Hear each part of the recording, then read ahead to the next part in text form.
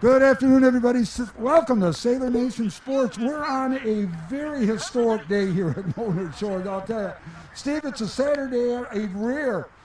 If I can ever remember, I don't think I can ever remember a Saturday afternoon game other than playoffs here at Sailor Stadium, buddy. I can't remember one. Yeah, well, we're blessed to have Athletic Director Todd Conrad with us. And Todd, thank you for taking time to join us. Sure, happy to help. Yep, Steve, I'm going to let you get started with Athletic Director because we've got a boatload of questions to ask him today. So I think the first question, just give us some of the behind the scenes things, like when it's twice now, the Grand Haven game we had to pick up, King. What happens from an athletic director standpoint when you hear a team has COVID? How much goes on behind the scenes? Well, so my end of it, they let me know, and then there's a MIAAA is the Athletic Director Association. There's an automated email. We just send it out to the state. And at this point, I mean, this season, usually you get something back in a couple hours. I mean, you'll get, on any given day, you'll get 15, 20 emails from teams that have lost opponents at JV, freshman, or varsity level, particularly with football. This time, though, we didn't get a lot of takers. It's the last week of the season, and who wants to risk, going into the playoffs. And so how this happened was we saw on Games Wanted, in the MHSA Games Wanted site, that King was looking for a game. There are 5 schools, but those were old posts because they don't automatically get taken down unless you go in and take them down. Sure. And so at first he said, no, we're all set. And then 2 hours later, their opponent canceled. So then, actually it was Coach Koziak and Coach Spence that actually they told me what was going to happen. So awesome. So I'm assuming then both coaches agreed on the day and the time and the location. That's what it sounds like. It helped that we had already had a plan to play here week 2 this Correct. year, and so had we not played today, that would have kind of put next year's game up in the air, right? Do we go there and then just have that end the contract, or do we go back for 2022? Now we get to have our game here this year, and we'll go there next year, and because contracts typically work on a 2-year deal. Correct. After realignment, and so that's going to create a little chaos in the schedule with because normally you would try to get 2-year deals, and getting 1-year deals is hard. So I think it's the beginning of next year is going to kind of be like this, where people are wheeling and dealing for games. Wow. You got a lot going on with all this. Sure, yeah. Yeah. Next, well, I got a question. Monetarily, your budget there, obviously it's taken some type of a hit because of lack of participation in fan spectators. What kind of hit have you taken, and how have you been able to modify your budget to continue with what you're doing? Because I understand the winter sports are going to continue as is. Yeah. So let's talk about the money aspect, the money that you usually brought in. How much have we lost on, and what kind of adjustments are you going to have to make down the road? Well, we'll see. The reality is this: we have to run games. We have to pay coaches. We have to pay officials. We have to take care of our facilities. So those are fixed costs, and Right. and there's only so much you can do in terms of cutting. And we're already kind of a lean operation, right? It's not extravagant. So the reality is, whatever money we would have made on gate, we're just not going to make this year. And so the way the budget is set up, we have a budget. The budget doesn't change based on gate. Gate just goes back into the general fund to offset athletic costs, right? So my budget doesn't fluctuate on that. So I mean, the reality is we're just not going to make that money, and the district's going to you try to offset the cost with gate. They're just not going to be offset as much this year. Correct. It can be a teacher during this time period. It can be a business owner, but COVID, right? Being an athletic director during COVID, here's my question. Every time your phone rings, every time you get a text, I would feel like there'd be some sort of an anxiousness, maybe not, I don't know, but, just kind of explain what it's like to be an athletic director during COVID, because it is clearly unprecedented, and I would think oh no, here's the text from a team that has COVID. Explain that part. Well, at first, yeah, but it just happens so frequently now. It's just become routine, sad to say, so it's not even... it's not even a situation where, I hope I don't get that call. I'm just expecting to get that call, and you plan for it, and you know that you're going to have to deal with it. We had the polar vortex a couple of years ago, and it was the same thing. I mean, it's just you've got to. Ken Ernie at Fruitport how did he put it? He put it really well. You've got to become comfortable with ambiguity in this job, and that's more true this year than it's ever been. Okay. Hope for the best, but expect the worst sometimes Yep, down the yep, road, right? yep. Okay, I want to piggyback on what you said. So a Mona Shores varsity player is not feeling good. Mom and dad go get him tested. Comes back positive. This is hypothetical. Hypothetically speaking, right. Now, so player A gets it hypothetically positive. How does it affect the program? Does that mean automatic 2-week quarantine for the entire program, or just so for this player goes A? so this goes through our human resources office, and we follow the Muskegon Health Department protocols, right? Okay. And so what the Muskegon Health Department says, whether it's an athlete or it's a coach teacher or it's someone who's working at a restaurant or a factory, there are two different levels of contact. There's a close contact, and that's someone who has been within 6 feet of a person who's been tested positive, within 6 feet, with or without a mask, within a 24-hour period. And that person would then have to quarantine for 2 weeks. Someone who's around that person is considered a secondary contact. At this point, they just monitor symptoms and get tested if symptoms develop. So I have a question, because it's been asked to me a lot. So the hypothetical, let's say a team on the other side of the state to eliminate Mona Shores being involved. So playoffs are starting. Yep. COVID becomes it. So let's just say you can't play that game. I mean, essentially, as far as you understand it, that team would just be done with They the would playoffs. forfeit, yes. Okay. Yep. All right. Yeah, and that's the thing. I mean, at week 3, you can take a quarantine for a couple of weeks, and you can play again, like Rockford. Like Rockford, yes. But if it happens next week, that's the end of your season. Yep. And so the safeguards, obviously the players are wearing the plastic masks, if you will, Yep. and things like that. And I did see a report came out that it's not necessarily through the athletic competition where the COVID is spread amongst the teams. It's the outside activities, which are hard to control from a Yep. coach's standpoint. Correct. Yeah. And that's the thing. That's why the spectator limits make sense. I mean, it's tough. I mean, think about what today could have been. I mean, we could, who knows, maybe 5,000-6,000 people in the stadium to watch this game. It's a Saturday. There's not many high school football games, particularly on our side of the state right now.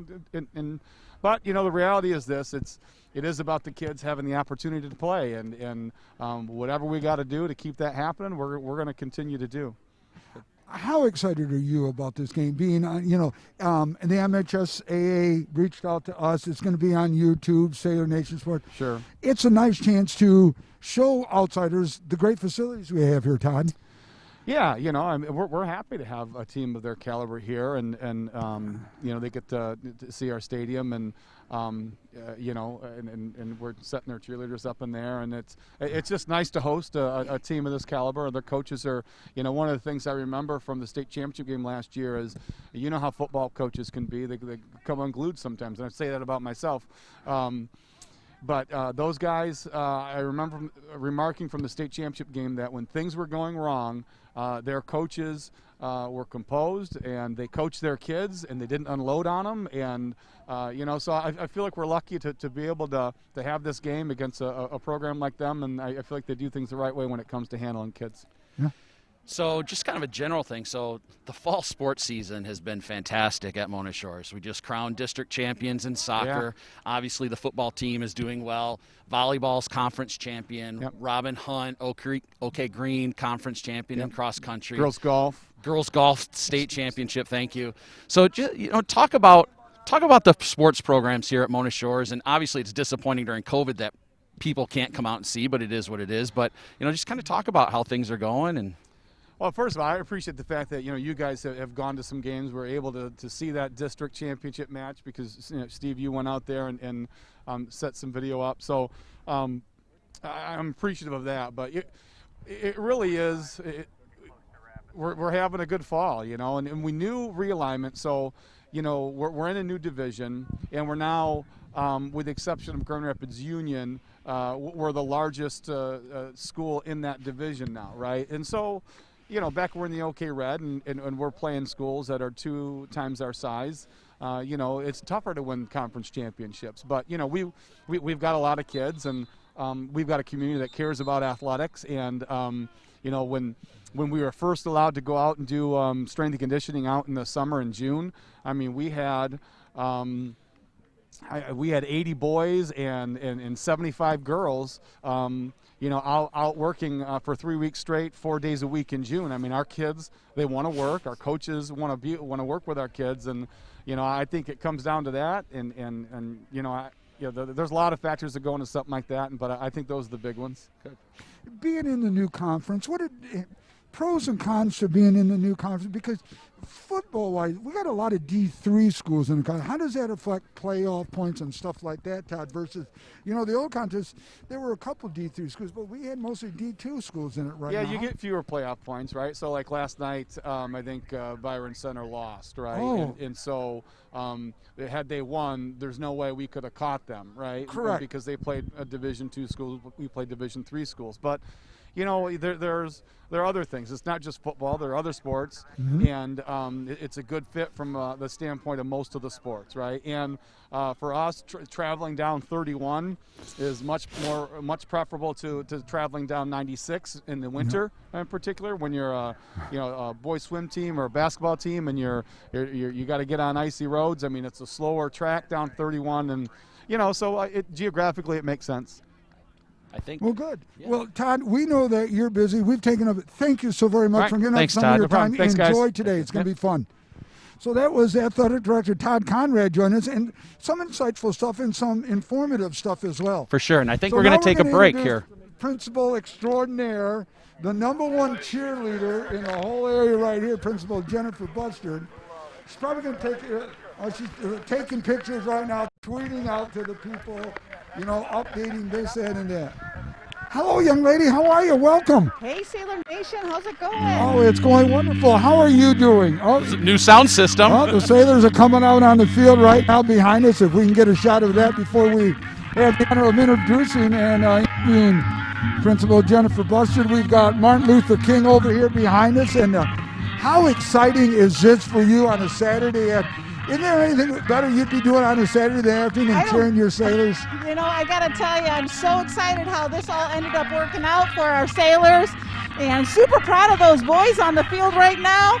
They're ready for anything, ready for change, and they're just ready to go today. Yeah, well, Steve, go ahead. I'm going to let you get started again here, my friend. So obviously with COVID and being a principal, the school spirit aspect of it, you can't have the pep assemblies, the student section, all those types of things. So what types of things do you do to try to still build that student interaction and recognition of all the great things happening in sports here at Mona Shores? Well, it definitely looks different, Steve, and I think we have to be as creative as we can, and we make the most of our opportunities.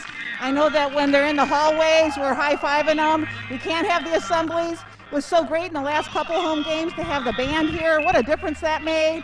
And now that we can start to have a little bit more fans here, it's starting to get some more energy. But as you can hear the music playing in the background, we're going to have 1,000 people in Sailor Stadium. So it's going to be a good day to be a Sailor. Awesome. Yeah, it is. You just finished conferences. How did conferences go this year for you? Because I take it you didn't have in-person conference, because up in Holton they were all virtual and calls. How did you guys handle conferences this year down at Mona Shores? Yeah, connecting with our parents is so very important. We looked at it differently. We held them virtually, and so parents signed up just like they would normally for in-person, and they had actual Google Meets where they could be talking with their teachers via Google Meets on a screen or via phone call. So same kind of format, just not in the building. Okay. So school climate, kind of going back to what I kind of asked before, I'm an educator, and I know my principal has said often oftentimes how the football season goes, that can affect the school climate. And with all the success of the sport teams, conference champions, state championship appearances, obviously it's different because kids are only going twice a week. But, how is the school climate, and is that a true statement? I think what's happening for our kids is they're living for each opportunity that they get. And they know they need to make the most of it, whether it's volleyball, whether it's boys soccer or swimming or cross country. And what's great to see is their friends are right there behind them, and whoever can get there to a game, they go, or when they see them outside of school. I mean, kids are really stepping up in a way that you wouldn't expect them to. It's not easy. It's different, but they're rallying for each other. And you're right, the success this fall has been unbelievable in all sports. I mean, unprecedented. unbelievable. Yep. Yeah, well, I was going to just jump on as well. You know, your boys' soccer team, the volleyball, just everything is really exploding in a positive way this year. That's got to be really exciting as well. Yeah, you know, these kids are just absolutely dedicated, committed, and they know that this opportunity wasn't going to be, and they're just absolutely making the most of it. It's unreal. I want to jump back to what Steve was talking about. Away from the conference, academically speaking, how is virtual? Now, I know the kids aren't in school on Wednesdays. Is that correct? So tell me, what goes on Wednesdays academically for our students here at Mona Shores? Yeah, in order to be at school and be safe, we had to be very creative with our mitigation schedule. Our kids actually come 2 times a week, and they are all home learning asynchronously on Wednesdays. And it is not easy. It's very much like a college schedule. Kids have to be disciplined.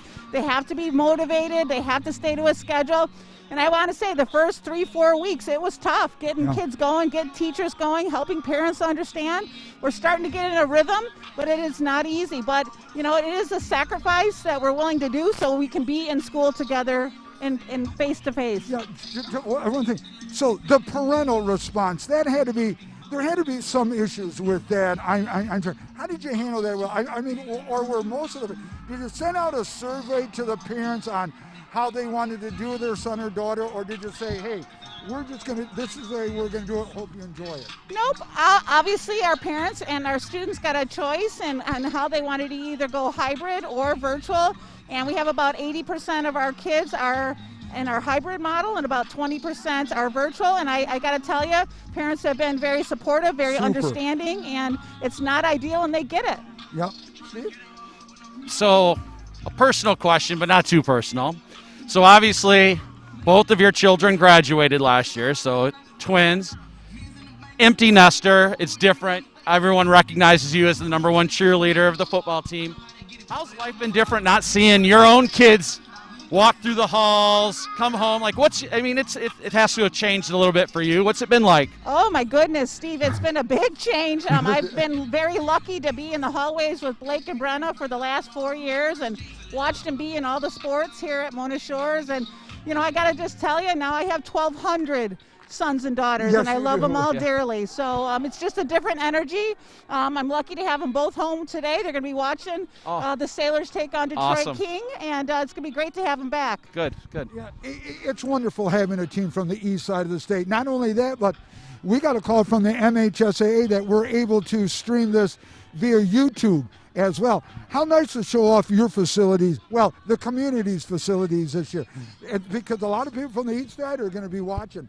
That's got to be exciting for you. Holy cow, we have an absolutely beautiful stadium. We have a beautiful backdrop. It's a great place to play high school football. Gotta love the grass, gotta love the leaves, and the temperature's perfect for today. And we've been blessed with great weather. We know you're going to be busy. Thank you so very much for your time, and go Sailors. Absolutely. Thank you guys Thanks, for Jeff. broadcasting. Thank you for joining us. So, Steve, another great interview with Principal Bussard here, and it was good. It was informative. It was concise. It was What great. did you get out of it, do you think? What do I got out of it? We got a new sound system. That's pretty awesome. Yeah, you know, And I meant it's to awesome ask being Todd down on about the that. field. I guess, well, they're experimenting. I think they're going to get rid of the sound system on top and going to go something like that. Yep. I kind of like it better on But that. it's neat being able to do these 2 interviews Yeah. and down on the field. It's awesome that we're playing a traditional power. It's Saturday afternoon. I mean, honestly, it doesn't get much better than No, this. and Kim and Connor, if you can get pan over, Steve, I want you to look over here. Rarity that we see this on the west side. They brought 56 kids over here. Now, other than the D1 schools, we don't see a lot of teams with 56 kids coming over here from Detroit. Not only that, but the Detroit Public Schools has their own police force, and they were escorted by a Detroit Public School police officer all the way here. That's awesome. I mean, it's not like college football. And look at them. They got all the same headgear. Now, you're talking about schools that might have a little bit of money rolled in. They look really good in their Yes, they uniforms do. and stuff. Yes, yep. It's going to be a fun day. It's going to be a fun day. It's going to be a fun day. And they're a young team. They've got a few seniors in there, but they got a sophomore quarterback, big defensive line, Yep. a big offense. I mean, multiple 300-pounders. One kid, 6'7", 320. I mean, God. Where Yeah. do they get these kids from? I don't know where they get them, but they certainly got athletes. They have 5 kids that have already committed to D1 schools. Big D1 Yeah, school, too. absolutely. Oh, yeah. It's going to be fun to see how our team Yeah. matches up to their team, or how theirs matches Yeah. up to ours. And now, Steve, I want you, Kim and Connor, if you can get up, there's a young man in the middle. He's just being hugged over there. He's got a yellow hoodie on. Over his shoulder, he's got a belt. And that's called the Revenge Belt. That belt was dedicated for this game and this game only this year. Wow. So it's kind of like Miami, you know, with the chain and everything. They've got a belt because they lost us. That belt has made the trip from Detroit all the way over here to hopefully to wear it when they leave today. Well, hopefully not. Hopefully not. So All right. for Steve, I'm Nick Davos. We got Connor. We got Kim up top. And the man, the myth, our main man running the tech board is Joe Kanukin. We're going to take a break. We'll see you in just a few minutes.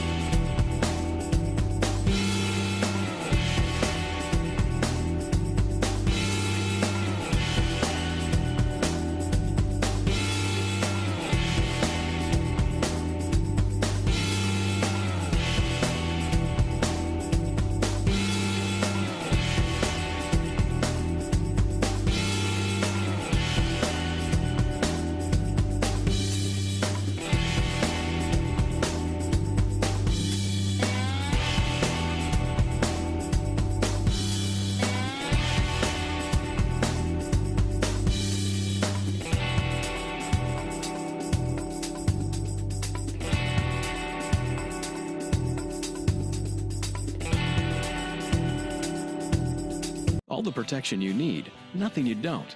At Lake Michigan Insurance Agency, save on the insurance you need and stop paying for the insurance you don't need. Trust our experts to find the perfect amount of coverage for you, making sure you're covered when you need it and how you need it. But the savings don't stop there. We also shop over 16 insurance providers, industry leaders like Citizens and Frankenmuth Insurance, to make sure you get the highest quality coverage at the lowest possible rate. In Muskegon County, trust Ryan Rozecki to start a quote for you today.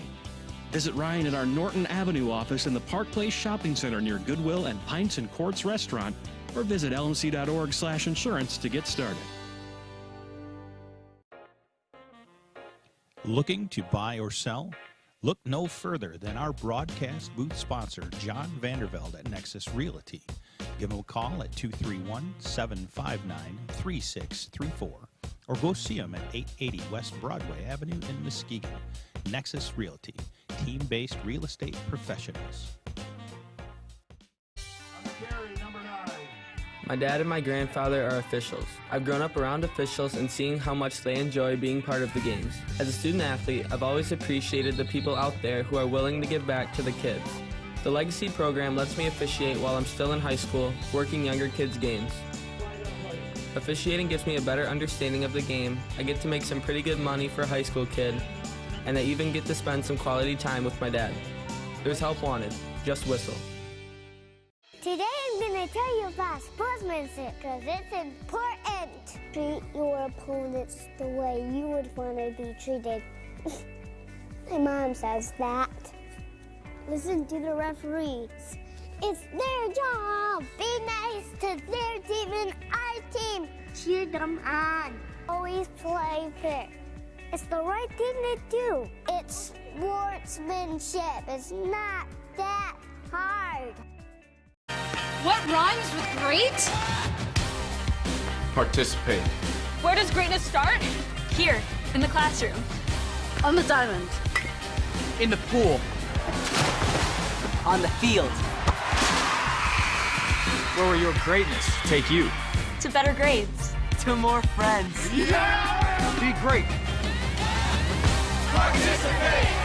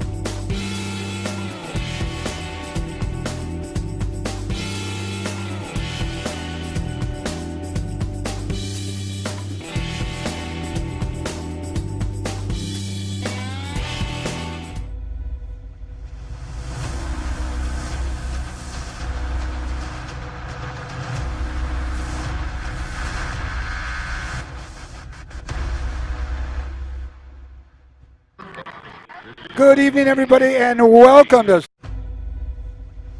We're here live at the beautiful, beautiful athletic complex here at Mona Shores, otherwise known as Sailor Stadium. And I tell you what, it is absolutely a beautiful night. You're looking live down here on the field here on the beautiful manicure court. And I tell you what, Team Bard couldn't have done a better job with the inclement weather we've had. The field, the facilities look absolutely magnificent, my friend. Yes, they do. They're, we were just down on for the interviews with athletic director Conrad and principal Bustard, and ready to go. It looks good. A little soggy down on the field, but both teams have to play on it. So. Yeah, no, it's going to be a wonderful venue, and I tell you what, this is a dream matchup that was supposed to happen in week 2, but because of the COVID conditions rearing their ugly head worldwide, the game was canceled. So we didn't have a game. We were scheduled to play Steve Zeeland West down there for the conference championship. We were, and I guess we end up as the conference champion. That would have been a great game too. Oh, that would have been a great game. But you know what? As it turns out, we end up with King, like you said, we were supposed to have in game 2, and and that game came about, if you remember. Obviously, we played King in the state championship game last year, and then a couple weeks after the season, they offered a Twitter challenge, or a challenge on Twitter to us, asking for it. So, and they wanted to make it happen, and made it happen. Just didn't happen during week 2 this year. Right, it didn't happen when we were hoping it would happen, but it did happen in a way different way. And the way it happened was this. We were scheduled to play West, all right, conference. They have COVID, game gets canceled. Martin Luther King was scheduled to play Chippewa Valley Township. Something happens there. They weren't able to play. So right away, we're reaching out. We thought that we had Davidson online. Davidson was to play Lapeer West. Lapeer West says, we can't play. We don't have enough healthy players. So they reach out to Davidson. Davidson says, yeah, it looks like it's a goal. Lapeer West gets back to Davidson and says, hey, we got enough healthy players. We're good. So Davidson's out. King pops up, Todd says. The two coaches chat a little bit, and lo and behold, to be honest with you. Yes. But because it was scheduled here, as Todd said, we decided, yeah, let's have it here. The time is great. The weather's better than yesterday. And we're here. Next year, we're in Detroit.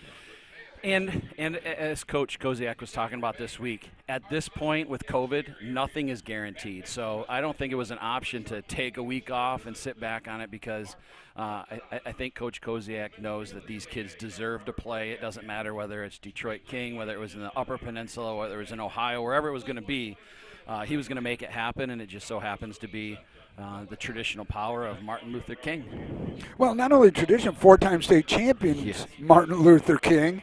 And they come into this game absolutely loaded. I mean, and it's not like they're kind of like the Muskegon is on the east side, or that it's just they graduate, they reload. They graduate, they reload, and they got a kid going to Penn State. One went to Kentucky. I mean, just pick some Power 5 school, and they're going there. Yeah, there's no question about it. And Jalen Reed, as you mentioned, he's going to Penn State, and their quarterback's a sophomore who has about 20 Division I offers. Amongst them are Purdue, Penn State, Michigan. He was actually offered DJ Moore by Michigan in 8th grade. So the talent is plentiful. They had their right tackles going to Pittsburgh. So it's definitely a test for Mona Shores. But I think that we're definitely up for the challenge. Oh, without a question. I spent the last couple of days watching 3 hours of film, and I specifically zeroed in on the Cass Tech game because they played them twice. First game was very close. I think it was an 8-point differential. Second was just a big blowout and a neutral field too. I think it was at Detroit Northwestern, and a stark contrast in 2 games. But needless to say, it all revolves about the quarterback, Dante. It does. And speaking of that, so their 2 losses were against Cass Tech, so they're 3-2. So in their games that they haven't played, so with the games that they're 3-0 that they haven't played Cass Tech, they've scored 113 points. Yeah. and their opponent 7. So Cass Tech is D1, number 2 in D1. It's hard to compare anyone to Cass Tech in Division 1, but there's certainly a lot to be said for this King team. And you bring up D1, larger enrollment, and they're right up there. Some polls have them 1, some of them have a 3-way tie between, who is it? Davidson, Clarkston, and Cass Tech. All 3 perennial power. All 3. Davidson, the Division 1 state champions, undefeated, loaded again as well, Steve. Yes, it's just. Yeah, I don't have much to say to that. No, it's it's going to be an incredible ball game. It's going to be fun. We're excited here. We're down to 1:32, and I don't know what to say. We're going to have 7 officials, a little bit more than usual because of the magnitude of the game.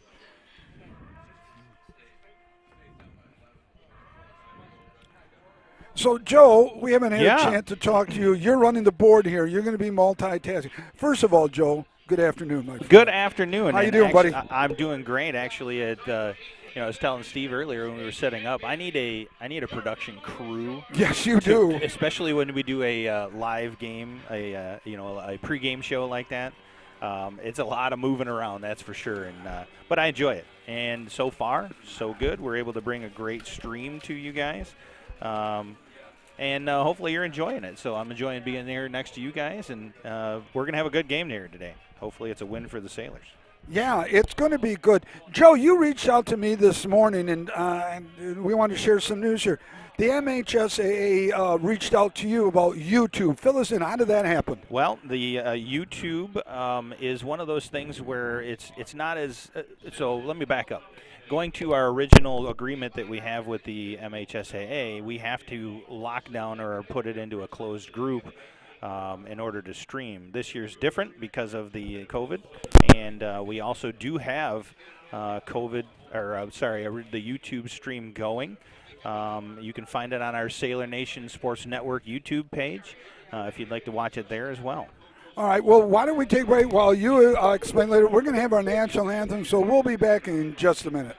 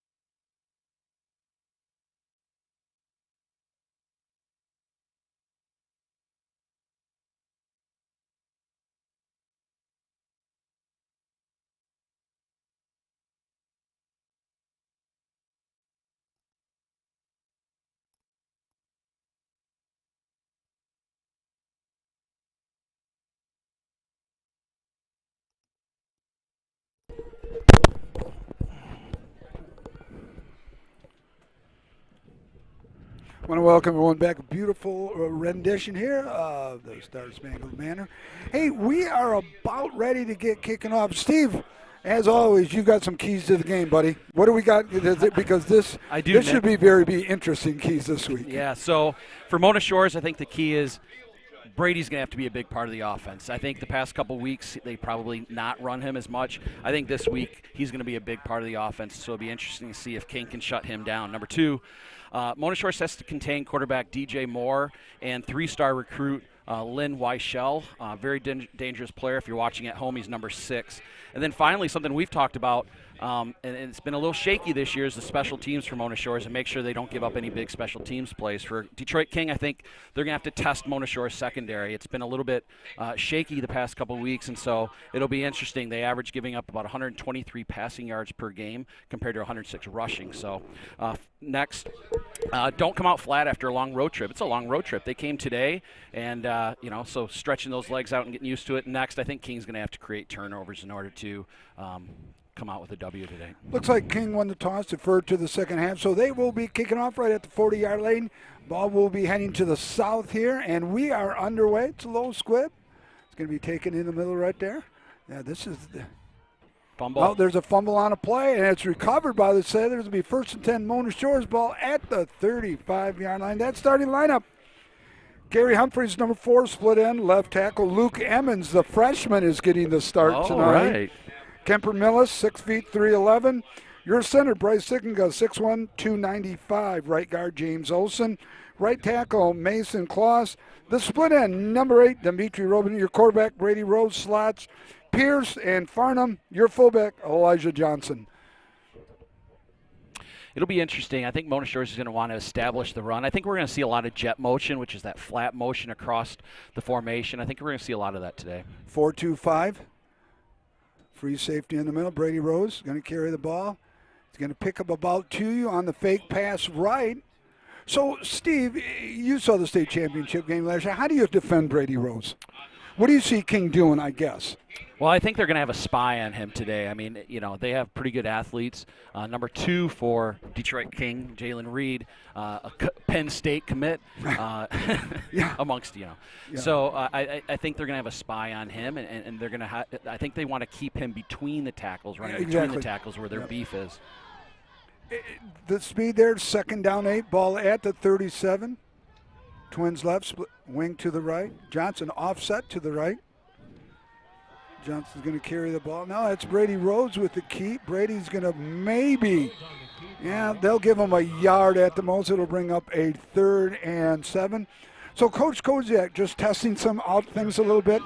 Yeah, I think he's looks a little conservative to me. Well, I think he's just trying to get in the flow. I think, there is a little bit of hype to this game. There's no question about it. And so, and we saw in the opening kickoff, we fumbled right away. So probably just, letting him settle down a little bit and just get a flavor of the game and get used to playing such a high-caliber component. And Brady's carried the first 2 plays. Yeah. So, keeping it safe there, too. Yep. 3rd down and 7. Rose back to pass. It'll be a nice fade. Oh, he's wide open. Gary. So this is interesting because Gary Humphrey, and I tell you what, if he doesn't float it so much, Gary's in for a touchdown. So this will be something to keep an eye on, too, because Detroit King does a lot of man-to-man. So if they can win those man-to-man battles and Brady can make throws like that, Let's go to the Lake Michigan Insurance Instant Replay on that one. That was a beautifully thrown ball, but if he wouldn't have lofted it just as much as what he was. I think it's 6. Yep, 1st and 10 ball at the 19. Twins to the top, winged left, in motion. On that jet around that left side is number 11 right there, Elijah Farnham. I don't see any flags. And I think that's what we're going to see. You're going to see that jet motion, and so – and that's where the illusion of Brady maybe carrying the ball, because they are so focused on Brady. They definitely do not want Brady to win the game today or beat them. No, that's a great point, Steve. I'd like to welcome all of the viewers from King that have joined Sailor Nation Sports Network. I know there's a lot of you that aren't able to make this trip, and you're able to watch and enjoy this game here. 1st and goal at the 6. Johnson's going to carry the ball. Touchdown, Mona Shores. Boy, that was a nice drive. Nice drive right there. Funny, we were talking about being conservative and throws a long pass, but the first 2 plays were conservative. Yep. But then he opened it up, and that's and that's why he's the head coach. You got that right. Conserve Brady. Guess what you're going to think? Move up. Got to stop Brady first. They go over the top. Yeah, it's well. And one of the things I remember, being successful in this game that Coach Kozak wanted to do is score fast and get up early, make them work like they did in the championship game. Oh, that's a great point, Joe. Make some work, get some out of some things that they've hit low snap. Oh boy! Brady Rose He's is just going got to to throw it. Brady's going to get out again. We talked about it. We've seen it all year long. That snap, and he works on it every Monday. He works on it every Monday at practice. I know because we help defend it. And we talk about it every week too. Will it eventually come back to haunt them? You hope it obviously doesn't. And better to happen 3 minutes into the game than at the end of the game. But those are tough ones. Yeah, real tough ones here. And let's just hope it doesn't turn into an L because of that. With Byron Center losing, huge playoff ramifications here now coming up. Yeah, last night, so Jennison, I believe, is supposed to play Hudsonville, and that was a forfeited game.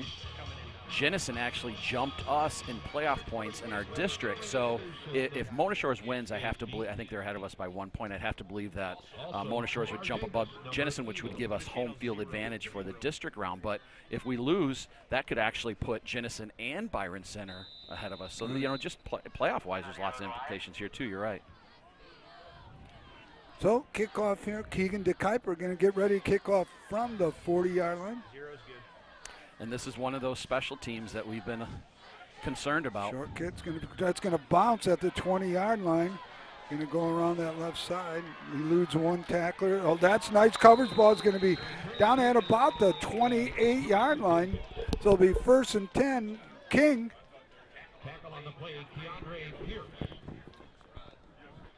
Pierce on the tackle.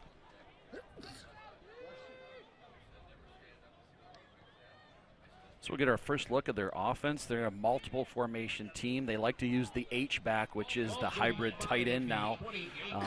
So you'll see a little bit of motion in there, but they do their 3 and 4 wideouts and spread. And here's our first look this year at DJ Moore, the big-time recruit sophomore. DJ Moore, the 4-star quarterback. Moore back to pass, across the middle, caught. Breaks one tackle. He's going to pick up about 2 yards on the they're going to call him down. So just for those people that are listening, Dante DJ Moore, the quarterback for King, is the 12th rated prospect in the 2022 class. If that doesn't tell you how highly people think of him. God, he's only a sophomore, too. 12th rated. God almighty. Twins to the right. Twins to the left. Fullback offset to your left. Moore with the handoff. Going to go inside. He's going to pick up about 3 more yards, maybe 4 on the carry, or bring up a 3rd and about long 2, short 3. King on the far east side here of Sailor Stadium. And White was the carrier on that, and White's a good tailback, quick. He hits the hole fast. He's pretty explosive, so hopefully Mona Shores can contain him as well tonight. King offensive line averaging 303 pounds across the front. For those at home, check out the right tackle. He's going to Pittsburgh, but he is 6'7", 300, but he is a lean. He's not a big solid. one. Yeah, yep. Big boy, good feet. Going to carry the ball. Nice job right there by Elijah Johnson. And Brady. No, Brady Rose in there on the knifing in there on the tackle. Is going to bring up a 4th and about 5. Is going to put King in a punting situation. Watching the Lake Michigan Insurance Incident replay, Brady exploded as soon as he saw who had that ball. He was on him.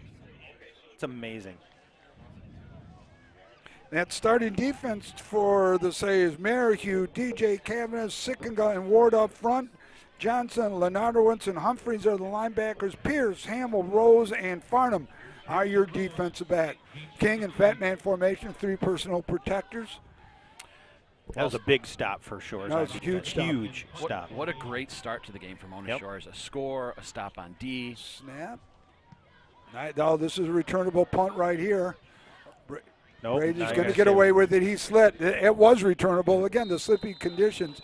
But I tell you what, the Bard brothers have made the field really look like it never got rained on. It looks absolutely phenomenal. Tell you what, Mona Shores should be more than thankful to have those boys taking care of the facilities because they do just a wonderful job. I tell you what, it's first class. And we're going to talk about that baseball thing, a nice addition to the baseball field. I don't know if you've had a chance to see it, Steve. I have. Yeah, boy, does that look sweet. Yes. You know, it's not huge, but the impact is huge. But just that little bit, it just accentuates the wonderful field that it is. And it's nice to know that the baseball coach is all over his new facilities as well. You know, so nothing but the best. Farnham, the ball carrier, along that left side. Looks like he's going to get the first down. And there's another example of that we've talked about this almost every game, the downfield blocking by the receivers. And, you know, how key that is to an offense like that. But the way that they block downfield is pretty phenomenal. Well, we talked about that stalk blocking and just downfield. It just changed the game from when you and I played, buddy. Absolutely, and it's not an easy block to do. You're on some of the quickest guys that you're trying to block, and it is not easy to stalk block. First and 10, ball at the 37-yard line. Pearson motion. Brady Rose is Oh, going to carry the ball. Brady just stumbles after picking up about 5, maybe 6 yards on the carry. Was walking up here after I finished up all my duties. And we've got multiple coaches from different schools here watching the game. And it's really exciting to just to see, the magnitude of this game with nice turnout here from the people from the Detroit area. Hey, how many people we got watching this game? Right now we have 428 people Stop joining it, us. 428. Now that's Fantastic. exciting. And that's just on the Facebook page, right? That's correct, yep. We also have it on our Sailor Nation Sports Network YouTube page. We are streaming there as well. So is that the total of both pages? No, that's just on the Facebook. So is there a way we can find out the total on YouTube? I can look to see if there's just out of anybody else over curiosity, there. see if we can set some record here. But as we talk about it, when I'm at home, I throw it up on our TV screen, so there's probably 2 or 3 people in the house. Yeah, right, watching, exactly. so Yeah. Oh, yeah, this game for sure. So Mona Shores at a 3rd down here, 3rd and 4. We got 5:59 counting down here and an action-filled first quarter of action here. Looks like we've got another 59 watching there. So we got over 500 plus people watching. That's great. Twins to the top, H-back offset to the left. Brady Rose is going to carry the ball. Brady Rose across the 50. Brady Rose is going to go out of bounds at about the 45-yard line. And going back to the pregame, I don't think any one of us in the booth didn't think Brady wasn't going to be a big part of this game. No. And and I talked about at the beginning the jet motion. I think by him handing off early into the game, that's opened up some space for Brady to now inside a fake little bit it right now. or to read it. Obviously he's reading it, but it's opened up First room for and him. 10, ball at 45, 5:30 counting down here. Trips offset to your right, Elijah offset to the left. Going to give to Elijah. Elijah's going to go around that little right side, bounces outside, gets about 5, 7, picks about 9 yards. And I tell you what, the footwork of watching Elijah Johnson going that right, he didn't turn, he was just kind of like scalping down the line and waiting. He was just reading his block. He was waiting. He was patient enough to wait for the block, and then when he went, he went. God, what a problem Matt's going to have next year, Farnham or him. You got to have them both. Because I was looking at him, second down and 2, ball at the 36. Yeah. It's going to be a flag. It's going to be against King for jumping off sides. Yeah, you talk about that. Farnham's coming off 9 carries for 232 yards last week.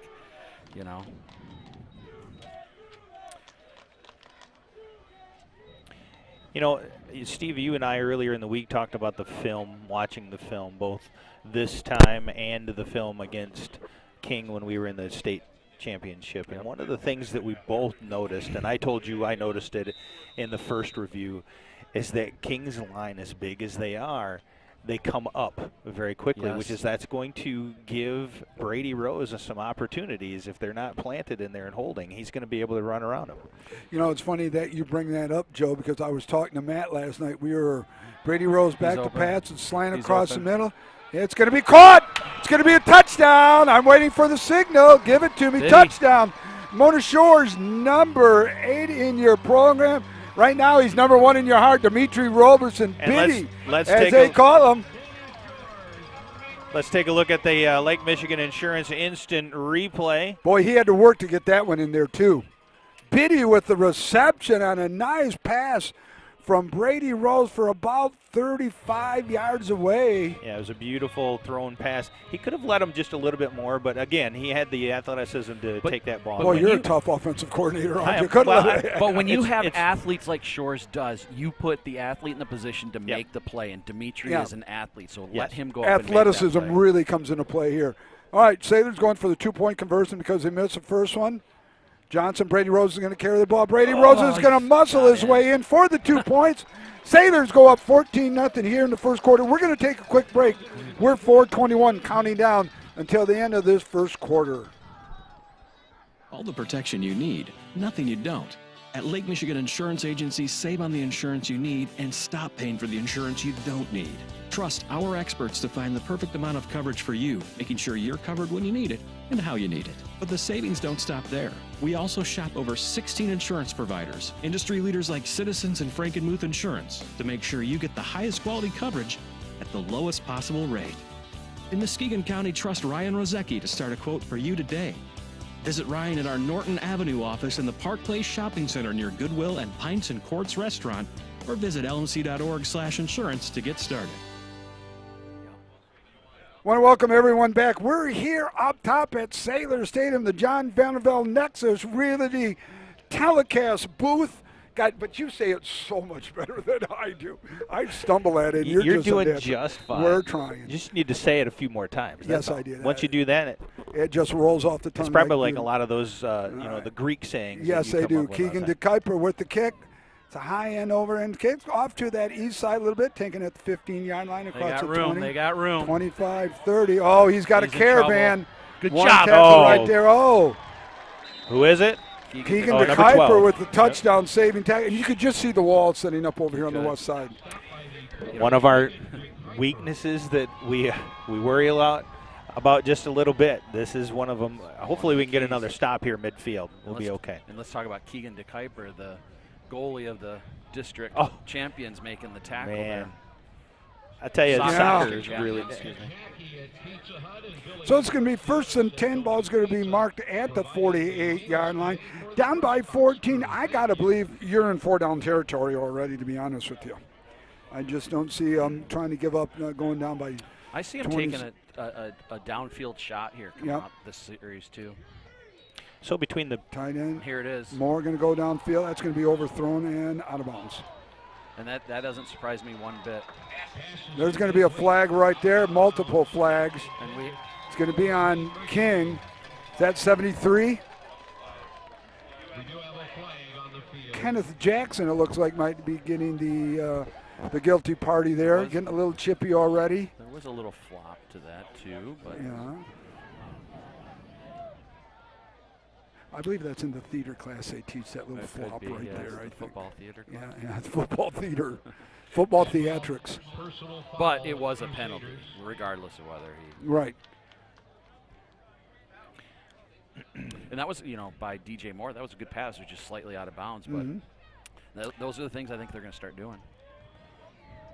So while we're backing this up, we got over 500 people, almost 530 people watching between the two broadcasts. Well, we'd love to hear who and where you're watching from. We'd love to hear the King fans that are out there as well. Thanks for joining us, as well as our Sailor Nation Sports Network regulars. Tell us where you're watching the game from today. 2nd down, 25. Moore back to pass. He's going downfield. That's overthrown by about 5 yards. Steve, another thing that you and I talked about in this game was the ability of the defensive line to get pressure on the quarterback here, and he's got a lot of time to throw back there. They've got to get more pressure. I think you're going to probably Coach, you are the defensive-minded coach at this point. Would you say that you would enter some more stunts or something like that to get that extra pressure? On certain situations, I would. Not certainly on a 1st and 10, but 2nd and long, 3rd and long. Right now it's 3rd 25. Yeah, I would play some games right now. But until he can be accurate and complete those passes, I'm not sure. Yeah, that's it exactly. We're going to see right now. No, we're in safe. Going to go downfield here. Just off the outstretched arms, going to bring it forward. Now that was a catch. It was. It was a catchable, but it was the best ball he's thrown other than the first completion of the game. Our coverage on the outsides like that, they've got to step on us over there. But, again, the accuracy of the throws haven't been there. Although, Farnham came across, he made up that ground just a little bit and realized that ball was in the air. And he made an attempt to knock that ball loose in case he was able to. And that's a great point. 3 out of our 4 secondary people are seniors. You've got, your senior leadership is huge in any sport as well, and not only just this. Watching film going into this, I anticipated Detroit King throwing crossing patterns and trying to put their athletes in space. So it'll be interesting if they come back to that. Nice cut. Oh, nice cut. Boy, did he make up some absolute distance on that cut. But it was a great hit at the end, too, by King. Well, Keandre Pierce with the return, a great cut, great return. And really, he got most of it back from the initial line of scrimmage before the penalty on King. By the way, I'm going to be a homer here right now. I really like Mona Shore's uniforms. You like the blue on blue? Blue on blue. Yeah, Matt spends big dollars on those things. Well, we are now in an Adidas school.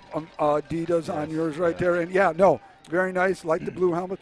Mona Shore's, when Shores first out, their school colors were that color. Did you know that? Yes, yep.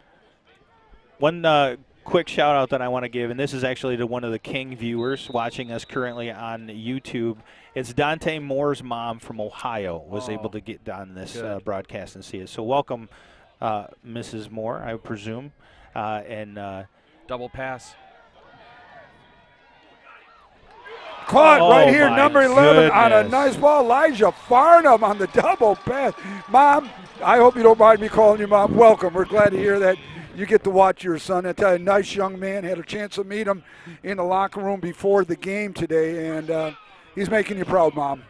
I tell you what, they had that covered too. That no, was just I know. A perfect he threaded pass the knee. Well, outside shoulder right there where he couldn't get it. Yep. Brings up 1st and 10. Ball's going to be marked at the 25, 3:28, counting down Twins to the top and bottom. Johnson offset to the left. Pierce in motion. Brady Rose going to carry the ball. Brady Rose breaks one tackle. Brady Rose all the way down to the 15-yard line after getting the first down. Well, they'll probably measure. No, they're going to give it to him right away. 1st and 10. Brady Rose picking up the 10 yards.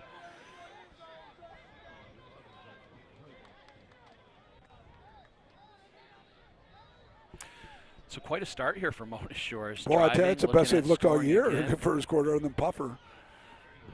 What a way to 1st and 10, ball at 15, 3:06 remaining here. Trips right, split left. So now King's shifted to a 3-man line. And when they do this, they usually blitz. So I would anticipate a blitz from the middle. Yep. So 3-4 defense implementing by King. Saw that against Cass Tech, the first game of the year. I'm pretty sure they're going to come here. Johnson offset to the left. Johnson going to carry the ball. Brady Rose is going to carry the ball. Brady Rose will pick up about 3.5 yard line, so they'll make it 2nd down and 6. Long 6, short 7. Picks up 3 yards on the carry, 2nd down and 7. We're now almost up to 600 people between the two. Seriously? Yep, 600 people. Wow, I want to welcome everybody. Thank you for allowing us into your homes. Hope you're enjoying this broadcast. Anything you want to hear, things that we can improve on, by all means. Great play. Johnson's going to be stuck at the line of scrimmage right there. He's going to lose about a half a yard on that play. Please let us know. Some more shout-outs that we have here. Some from Roosevelt Park. We got Petoskey, Michigan. Downtown Orlando, Florida. Absolutely. Aunt in Lansing. Zontez Calhoun's grandmother in Detroit. And an aunt in Lansing. Want to welcome the family here. 3rd down and 7. Ball's marked at the 12-yard line. Twins to the top and bottom, base formation for the Sailors. Konechny in at receiver. And I don't think this time he's going to throw a pass. So that's, Yeah. a little bit of a shift there, adding that element. In motion. Pierce. Brady Rose is going to carry the Great ball. Brady read. Rose is going to get down. Brady Rose breaks one tackle. gosh. Brady Rose into the end zone. Touchdown. Mother Shores. What Talk a great about read. God, banging great through read that by line. Brady Rose. Here's Lake Michigan Insurance replay, instant replay. I tell you, he was like a pinball going through there. Well, as you watch that, watch how he faked the read.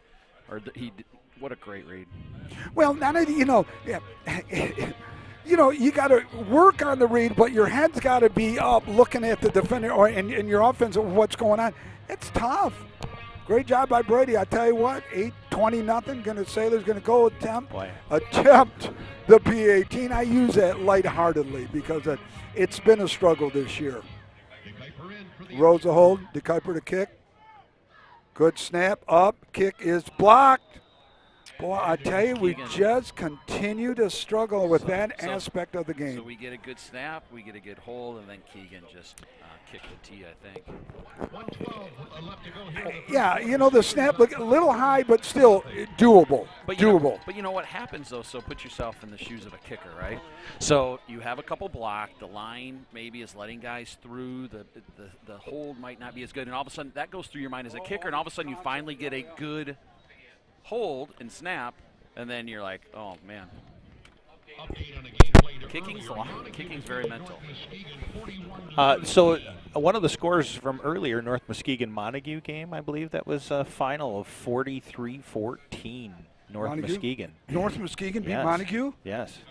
Oh, other way around? Montague won. Montague won. I had that backwards. Dan gave me that earlier today, and I got that backwards. So Montague wins that 43-14.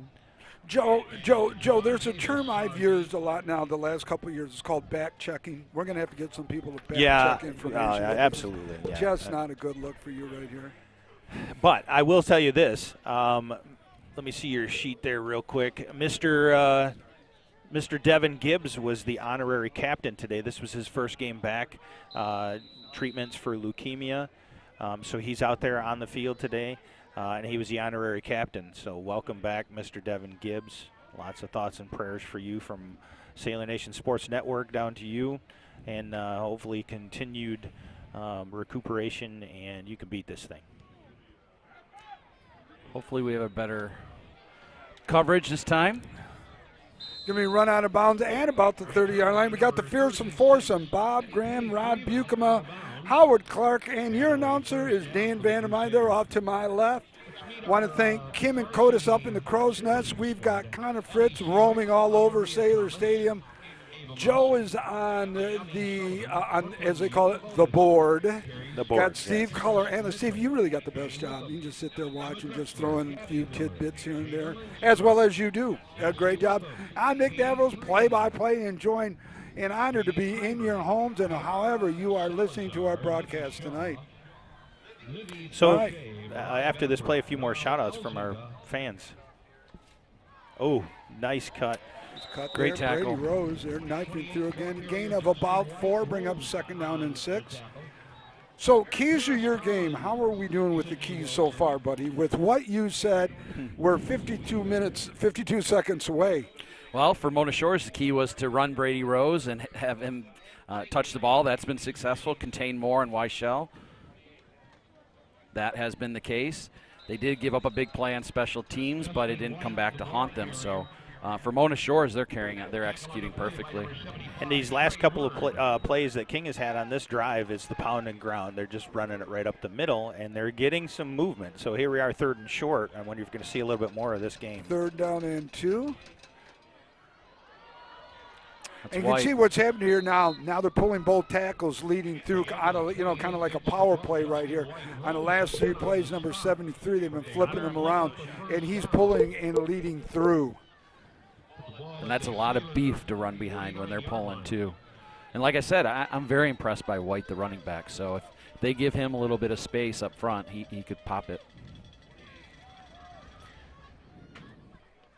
Pickup of about 1 on the carry. That's going to be the end of the first quarter here at Saylor Stadium. It's East meets West here in Western Michigan, on the shores of Lake Michigan. Your score at the end of 1. Motor Shores 20, Martin Luther King 0. Looking to buy or sell? Look no further than our broadcast booth sponsor, John Vandervelde at Nexus Realty. Give him a call at 231-759-3634 or go see him at 880 West Broadway Avenue in Muskegon. Nexus Realty, team-based real estate professionals.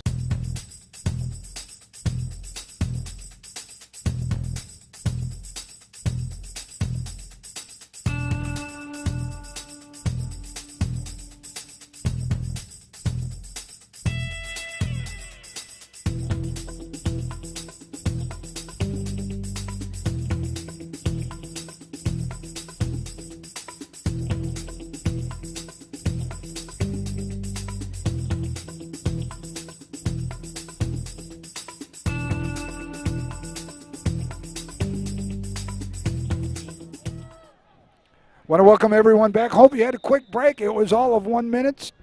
We're second quarter action. King with the ball in Saylor territory, marked at about the 47-yard line. More back, a little screen along that outside there. Number 2 is going to call it. He's going to break one, and he's going to pick up the first down and about 6 extra yards.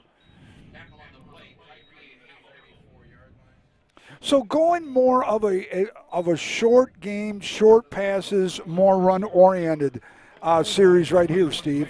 Yeah, it probably just trying to settle down the players. They've taken a couple shots deep. It hasn't worked.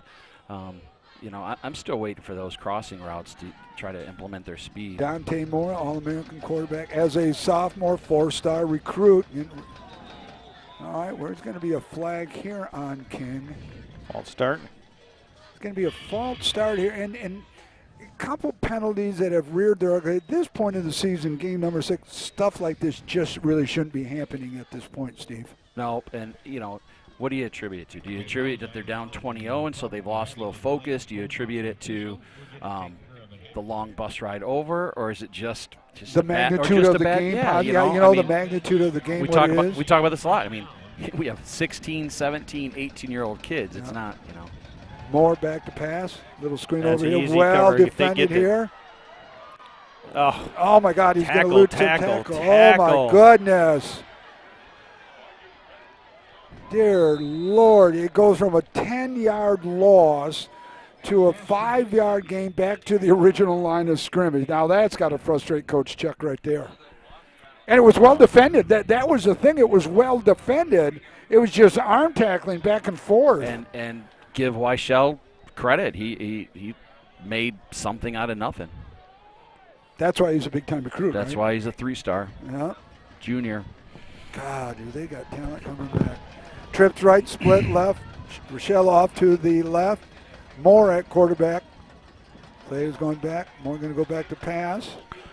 Going to keep the ball. He's going to go downfield. He's got a receiver wide open. Is that number 7 that caught the ball there? That's Jameel Croft Jr. There was too much time for Moore back there, Steve. Yeah, Joe, too much time. They were able to put a little bit of pressure, but Moore was able to get out of it, and obviously his receiver came open at the last minute. So, somebody asked me, does Moore remind me of a Cameron Martinez? I said, no, not at all. He doesn't like to run the ball as much as Cameron. Cameron was a runner. Moore's a thrower. I think he's the number 2 or 3 rated drop back passer in his class. Yeah. Shell going to carry the ball. He's going to be tackled at about the 11-yard line, gain of about 4. But he can do what we just saw him do. Right, he can scramble. Yes. Right, yeah. He can buy time. Back in the day, 10, 15, maybe 20, or back, 10 years and back, I was watching a game today. They used to say defense wins championship games. Not anymore. It's offense. And you got to have the mobile quarterback. Michelle going to carry the ball. He's going to run through there, and he's going to pick up about 5. He may have the first down. He's going to be really close to that first down. And again, this is just that pound and ground that they've got going on here, and they're getting some movement out of it. Yeah. Right up the middle. They're getting 3, 4, or 5 yards on Third and a 1. pop. Going to carry the ball. He's going to get the first down, and he's down to about the 2-yard line. So it'll be first and goal King at the Sailor 2-yard line. And that's Jalen Reed, Penn State commit, but he's a tough kid. He's a good player. Linebacker as well. Penn State commit, Kentucky commit, Pittsburgh commit. Akron, Toledo, yeah, name them. Yeah, just name them. I'd like to say welcome to the 600. She'll fumble on the play. Oh, we got it. Sailors got the ball. Huge turnover, and it'll come out to the 20-yard line. Hey, guess who recovered it? Just take a guess. Let me get. Is his number with a 2 in it? It is. Joe, is that an instant replay, buddy? We are watching it now in the Lake Michigan instant replay, and he just lost the ball. There really wasn't much contact. Can we see it again? Yeah, sure. We'll just watch it one more time. Yeah, I mean, that's worth watching here. So, again, he was just Is it like, the mesh? I don't know if he just no, lost he it. just Is that didn't the mesh? get it.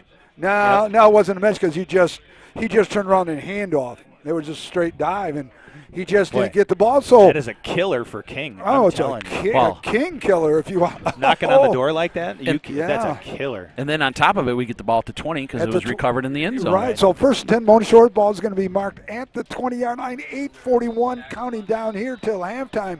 And the Sailors dodge a bullet, and the defense steps up. Coach Check's got to be happy. Trips right, split left. In motion, there's going to be a little pitch on that left side. Breaks one tackle. Shores recovers the fumble, number 11, Kewan Farnham along that right side. He's going to pick up about 9. We'll make it 8. It'll bring up second down and 2. We have 660 people. 660 people joining us here.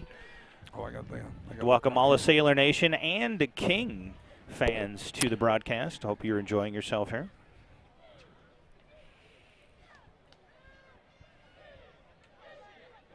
King in a 4-3, second down and 1, ball marked at the 21. 8 minutes counting down here till halftime. Brady Rose going to carry the ball. Brady Rose is going to get the first down. He's got enough for the first down. Just gets enough. Boy, nice turnout by the King fans driving over from Detroit. For sure. You know, we talk about the size of Detroit Kings offensive line, but we average 290 across the front as well. Yeah. We're no slouches ourselves. No, we're not. I tell you, that weight room. And the powerlifting that Coach Koziak initiated here when he first started is paying huge dividend each and every year. First and 10, ball marked at the 31-yard line. Trips left, split right.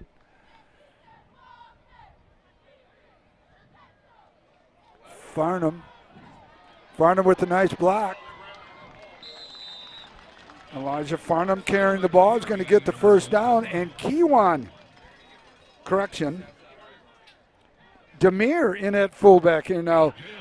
Elijah Johnson going 2 ways, starting at fullback and at will linebacker. And I was asking Coach Chat, and it was basically because of speed right now. Elijah, a little bit more speed.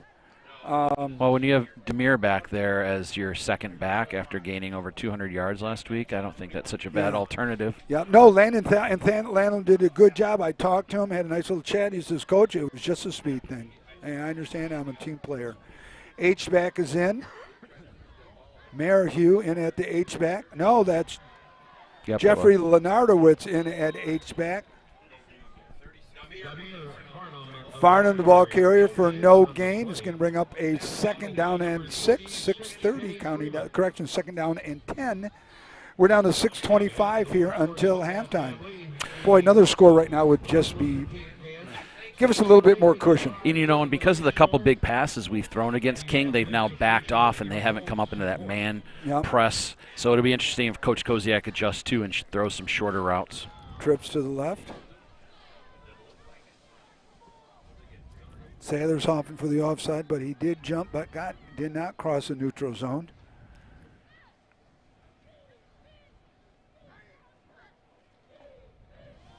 Brady Rose going to keep the ball. Oh, he is just knifed down after a gain of 1.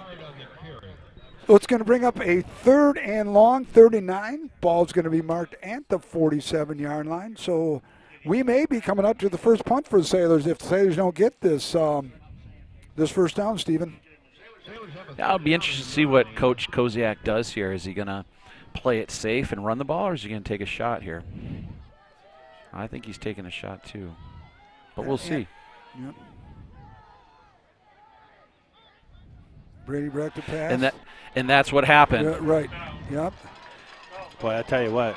He's going to break some tackles. And that is exactly what happened. Because they hit some big balls earlier, the defensive backs for King have now backed off, which has now allowed those short routes to be thrown. Gary Humphreys with the reception and the about 20-yard gain. And you know, those short routes, we talked about it last year. We didn't see nearly enough of those short routes, at least in our opinions. Obviously, they went on to win the championship, so we shouldn't really talk too much. But seeing those short routes as an adjustment to exactly what you're getting from King is a perfect play. And obviously, it ended up in the first down, and we're still driving. No, great play, wide open, as you said, Steve, too. The cushion is big. Now they've moved up a little bit more. Base formation. Pearson motion. Little counter coming back here. He's going to cut in inside. He's going to spin. Oh, just tackled Keandre Pierce with the counter. I tell you what, Coach Koziak is calling a nice game, mixing it up left and right. Do you know what is impressive about that play is that Bryce Sickinga, who's our center, he is the one that pulled. Yeah, he's it is hard to pull as a center. That's very impressive. Yeah. But I'm also going to say he's uncovered. If he's covered, he doesn't pull. Correct. He's uncovered out of the 4-2-5 or the 4-3. He's not able to pull. But in this defensive scheme, he's able to pull exactly. Still and a long ways. Well, it's a long ways at 311 pounds. Yes. I can relate. So it's just down, kick out, and I'm gone. First and goal, ball marked at the 7, 3:53. Wow. Johnson offset. Sanders is going to take a timeout here, and we're going to take it with him. 3:51 remaining until half. You're on Sailor Nation Sports. Sailors knocking on the door, up 20-0. All the protection you need, nothing you don't. At Lake Michigan Insurance Agency, save on the insurance you need and stop paying for the insurance you don't need. Trust our experts to find the perfect amount of coverage for you, making sure you're covered when you need it and how you need it. But the savings don't stop there. We also shop over 16 insurance providers, industry leaders like Citizens and Frankenmuth Insurance, to make sure you get the highest quality coverage at the lowest possible rate. In Muskegon County, trust Ryan Rozecki to start a quote for you today. Visit Ryan at our Norton Avenue office in the Park Place Shopping Center near Goodwill and Pints and Courts Restaurant, or visit lmc.org/insurance to get started. Looking to buy or sell? Look no further than our broadcast booth sponsor, John Vandervelde at Nexus Realty. Give him a call at 231-759-3634 or go see him at 880 West Broadway Avenue in Muskegon. Nexus Realty, team-based real estate professionals. Want to welcome everyone back. Hey, it's quick. It's first and goal at the 7-yard line. They're underneath center already in motion. Pierce. Johnson's going to carry the ball. Johnson's going to go around that right side. He's going to gain about 4 yards. I'm going to say, my eyes that good. My God, that 1, 2, 3. No, he's going to gain 3. Second down and 4. I tell you what, Johnson is one big horse. Elijah, the weight room, says, Coach, I put on 20 pounds during the offseason. I go, Elijah, it looks like it, son. Second year on the varsity. I did not have a chance. Well, I just had him in the off season. He was varsity right away. Second down 4. Ball's marked. Well, second down 3. Ball's at the 3-yard line. King in their base 4-3 defense. Surprised they're not more than man up top, press heavy, bring linebackers are in the end zone. There goes one linebacker. Yep. Brady Rose is going to carry the ball, gain about 2. I'm surprised. Linebackers are lining up in the end zone right now. You tackle them in the end zone, it's a touchdown. I saw one little stunt, but he didn't complete it all the way, Steve. The left line or the left linebacker. Yeah, which is interesting because that's not what I'm sure that's not what they're coached to do. No, it's just.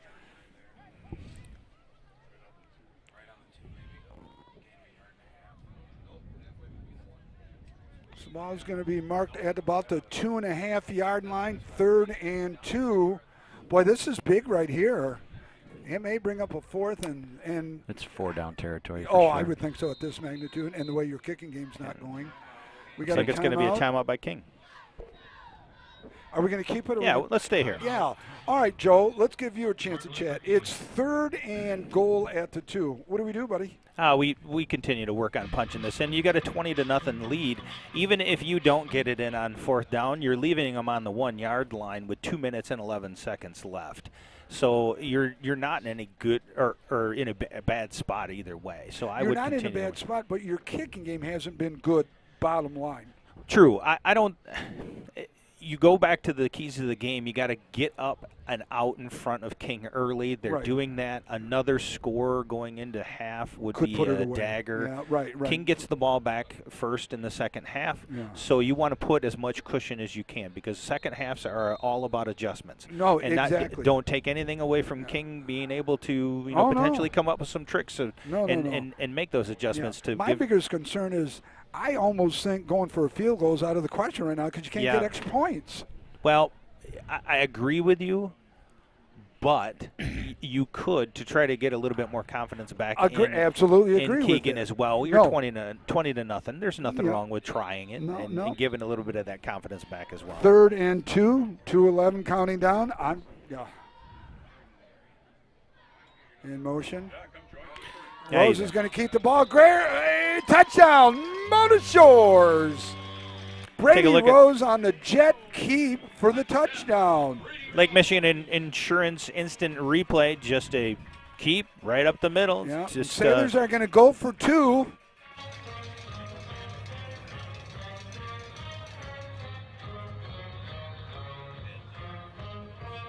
Kim and Codis up top doing a great job. Great view, Kim, and keep it up. We got Connor Fritz all over Sailor Stadium.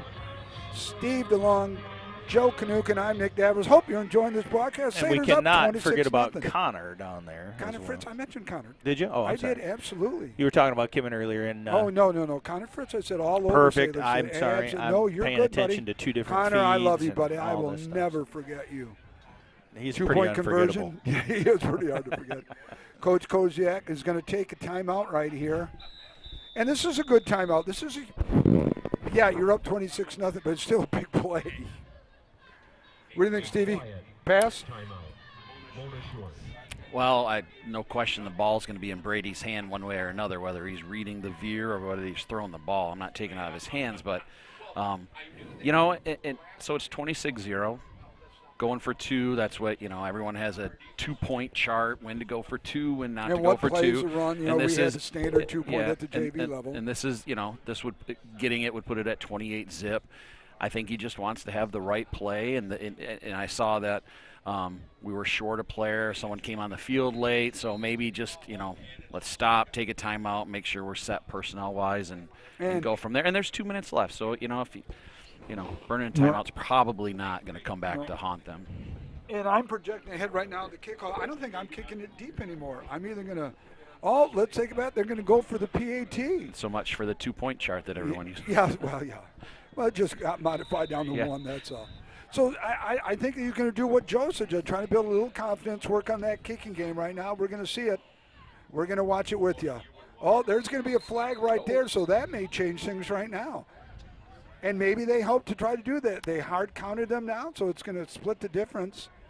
And now the offense comes back on the field. So that might have been a calculator. That might have been a coaching change right there. That for sure. Yeah, what right. a great Coaching. call by Matt. Yeah. Undisciplined, possibly. The right end on that side, I think that was number 7, if I'm looking at it right here. Yeah, number 7 jumping on. So now the point after touchdown's a 2-point conversion. Motion. Ooh, he got necktied right there. But not till after he crosses the end zone. Your Sailors get the 2-point conversion to go up 22-0 here. 28. Correction, 28-0. That's just a little technical sailing term I picked up, naught. 28-0 here at Sailor Stadium. We're going to take a quick break. You can take it with us. Hey, make sure you come back because that all important kickoff is coming up.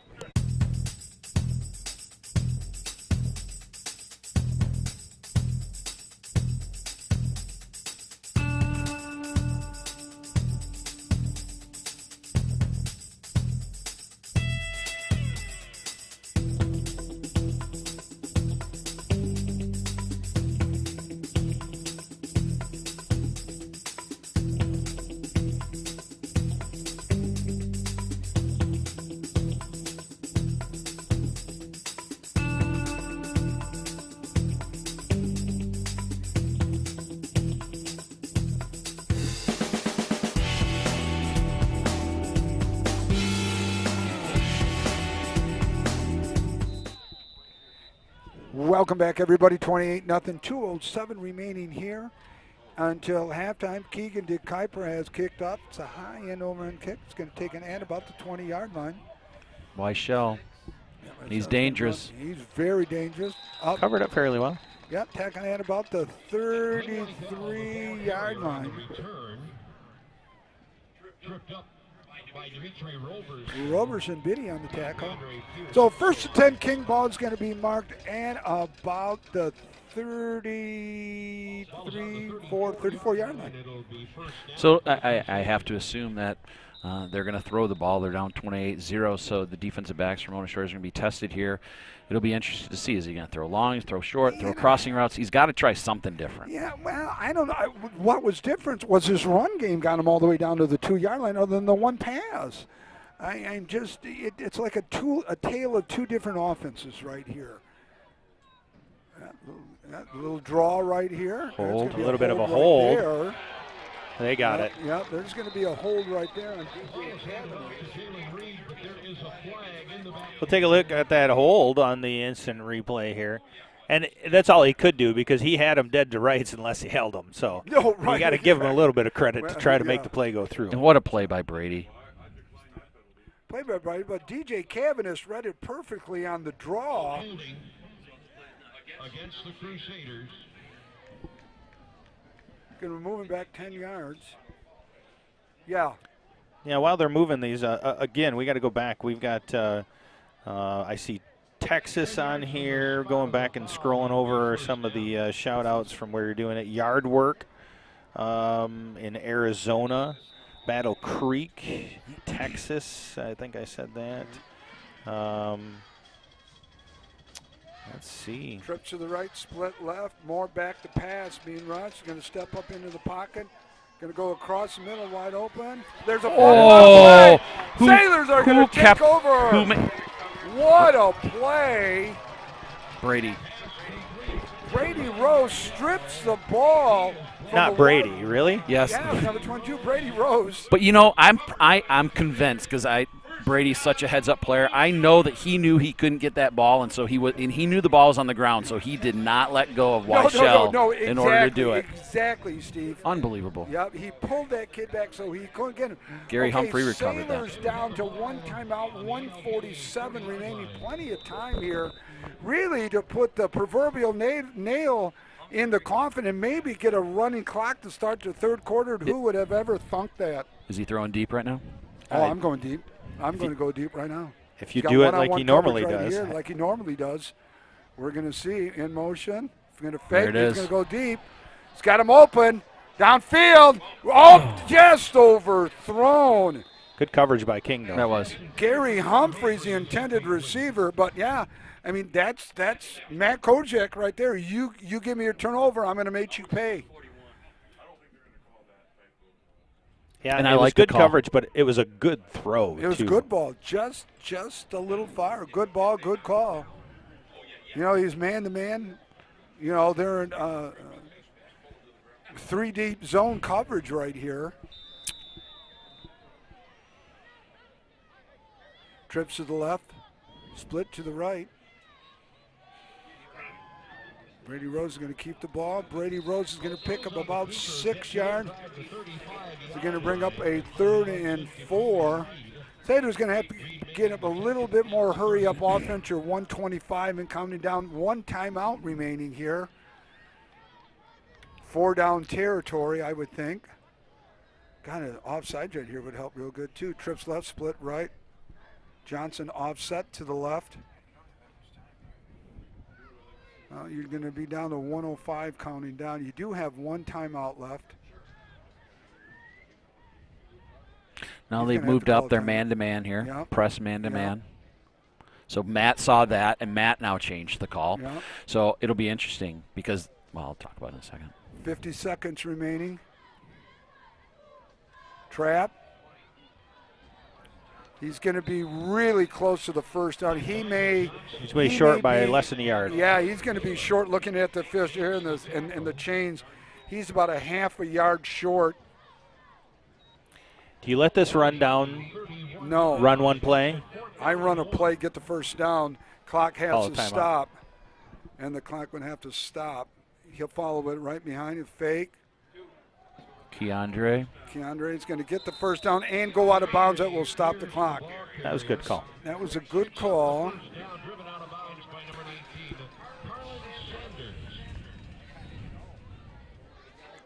Once again, like to say thank you to all those that are joining us out there. We've been up to as much as 700 people Ran out of watching. bounds. Why did the clock start? Unless they were saying forward progress. Call a timeout. Call a timeout. I don't know if Matt knew that, did he? There's a late flag, and it looks like it's going to go against us. It's going to be a personal foul. Sick and go. Yep. Well, that clearly Coach Koziak is not happy about the clock starting. Right. I don't understand why that happened. He's clearly out of bounds. There's a flag here. Now the clock. Yeah, Howard was told by the official, Howard Clark, the veteran that he had that running clock, told me, hey, he's the official. Personal foul against Mona Shores. That'll be declined. That penalty is declined. Halftime. So here we are, halftime, 28-0. Well, we wasted a timeout. He goes out of bounds, so Matt's probably talking about what happened. So we'll try to find out exactly what happened. So we're at halftime. We're going to take it with you.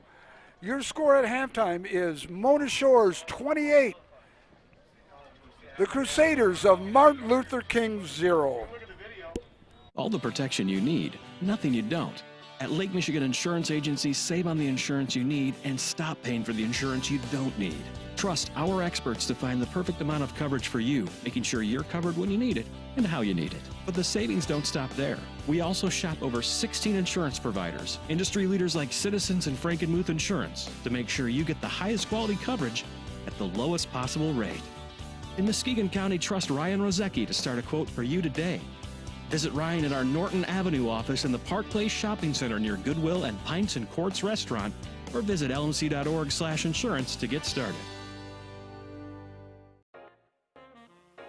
Looking to buy or sell? Look no further than our broadcast booth sponsor, John Vandervelde at Nexus Realty. Give him a call at 231-759-3634 or go see him at 880 West Broadway Avenue in Muskegon. Nexus Realty, team-based real estate professionals. My dad and my grandfather are officials. I've grown up around officials and seeing how much they enjoy being part of the games. As a student athlete, I've always appreciated the people out there who are willing to give back to the kids. The Legacy program lets me officiate while I'm still in high school, working younger kids' games. Officiating gives me a better understanding of the game. I get to make some pretty good money for a high school kid, and I even get to spend some quality time with my dad. There's help wanted. Just whistle. Today I'm going to tell you about sportsmanship because it's important. Treat your opponents the way you would want to be treated. My mom says that. Listen to the referees. It's their job. Be nice to their team and our team. Cheer them on. Always play fair. It's the right thing to do. It's sportsmanship. It's not that hard. What rhymes with great? Participate. Where does greatness start? Here, in the classroom. On the diamond. In the pool. on the field. Where will your greatness take you? To better grades. To more friends. Be great. Participate!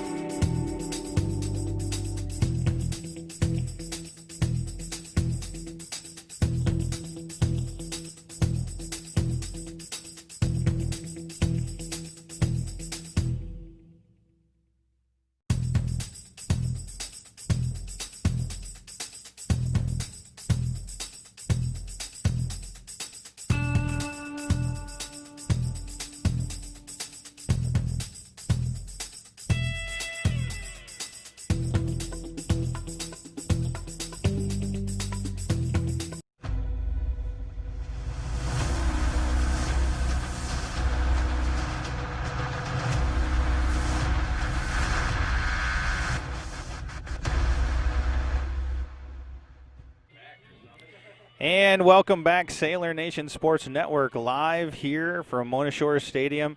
And this is a little bit of a special interview that I'm getting to do here. Noah, can you hear me okay?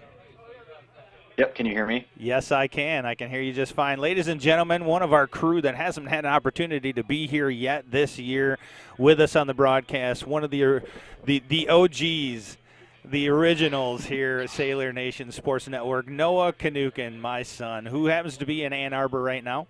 And we're trying out one of the features that we have here on the vMix software that we're using, and it's the video call. And Noah, does it sound pretty good there?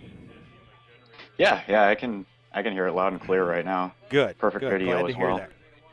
Well, hopefully everybody else out there in Sailor Nation Sports Network land can hear it as well. I've been trying to keep an eye on the feed on both the YouTube and the Facebook site. And it's so far, I believe we're doing fairly decent on both of them. So, Noah, let's talk about you a little bit. How's Ann Arbor going? It's interesting right now.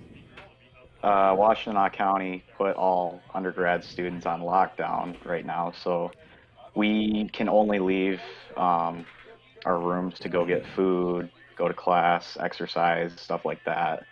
So past week or so has been pretty boring. Yeah, but before that, it's go ahead.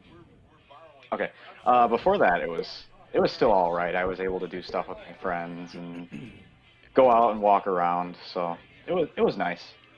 So what does lockdown look like? And it's not really a lockdown. It's kind of a 2-week stay-at-home order, similar to what we had early on in the middle of the COVID stuff.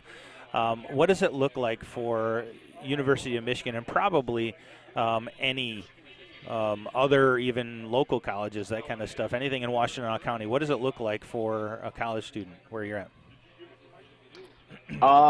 So not much changes for me because I only have one in-person class, so most of the time I've been just doing classes from my dorm room anyways. But yeah, I mean, like right now you're literally not allowed to socialize even. So like that's part of it that's been tough on me. I'm sure that's tough on a lot of other people. Unfortunately, though, I've been seeing not many people actually following protocol, which is a bit frustrating for people like me who are doing what they're supposed to. But you know. Yeah, and I know you and I, obviously, we talk every day. And the one thing that we have always talked about with you is, you know, the goal of trying to enjoy college life. That's one of the reasons why you're there. And you know, obviously last year was cut short. This year started really weird. It's kind of really super weird right now. But are you still enjoying it? Yeah, I am. Good. Definitely. I'm glad to hear that. So let's talk about this other. I mean, this is a big game. 28-0. Sailors are up here. Halftime. We're getting ready to come back in a few minutes. But there's another big game that you and I kind of have a little interest in this evening. Michigan and Minnesota. Are you going to be watching the game? Oh, yeah. I wouldn't miss that at I all. knew you wouldn't. So what's your prediction? So I honestly don't know much about Minnesota right now other than that they're ranked in the top 25. They are ranked lower than us. But I'm very excited about Michigan's offense this year. We got a new quarterback in Joe Milton, who is incredibly versatile. I might even go as far to compare him to like a Brady Rose. Wow. Very good on his feet, can throw the ball. So I'm excited to see what this offense can do this year. But I'm going to go with a final score prediction of 31-17. I say Michigan comes out fast, likes to, puts up the first points, applies pressure early, and kind of just holds Minnesota out the entire game. Well, let's hope that your predictions are right. I would like to see that as well. So any last words for the crowd out there? We've got several hundred people watching here. Noah, you're live all over the world, all over the country. Yeah. Any final words that you wanted to pass along? I just want to say it's it's been incredible seeing the support that Sailor Nation Sports Network has gained over the years, especially this year. It's great that, you guys have been able to do all of this still in the midst of the pandemic. I know it's more valuable than ever. So, very appreciative of the support of us. Just, it's incredible to see where it is now compared to where we started. And I can't echo that enough, Noah. One thing I will say, though, for sure, we sure do miss having you around here. Yeah. And I know that Connor is probably the one that, he probably cries the most, but we all miss you. We all miss you a lot. So, Noah, it's really cool really cool for you to be out there. You got a few shout outs on the feed on there saying, hey, Noah. So I'm glad that this little thing works. And ladies and gentlemen, again, we're finishing up an interview with Noah Kanukin, my son, one of our original Sailor Nation Sports Network live streamers. And he's in Ann Arbor right now, getting ready to finish his halftime break and join us for the second half, as well as watch Michigan later this evening. Noah, thanks for joining us on here. Love you, bud. Thank you for having me. Love you too. All right. Ladies and gentlemen, we'll take a quick break, and we're going to be coming back here momentarily with the second half.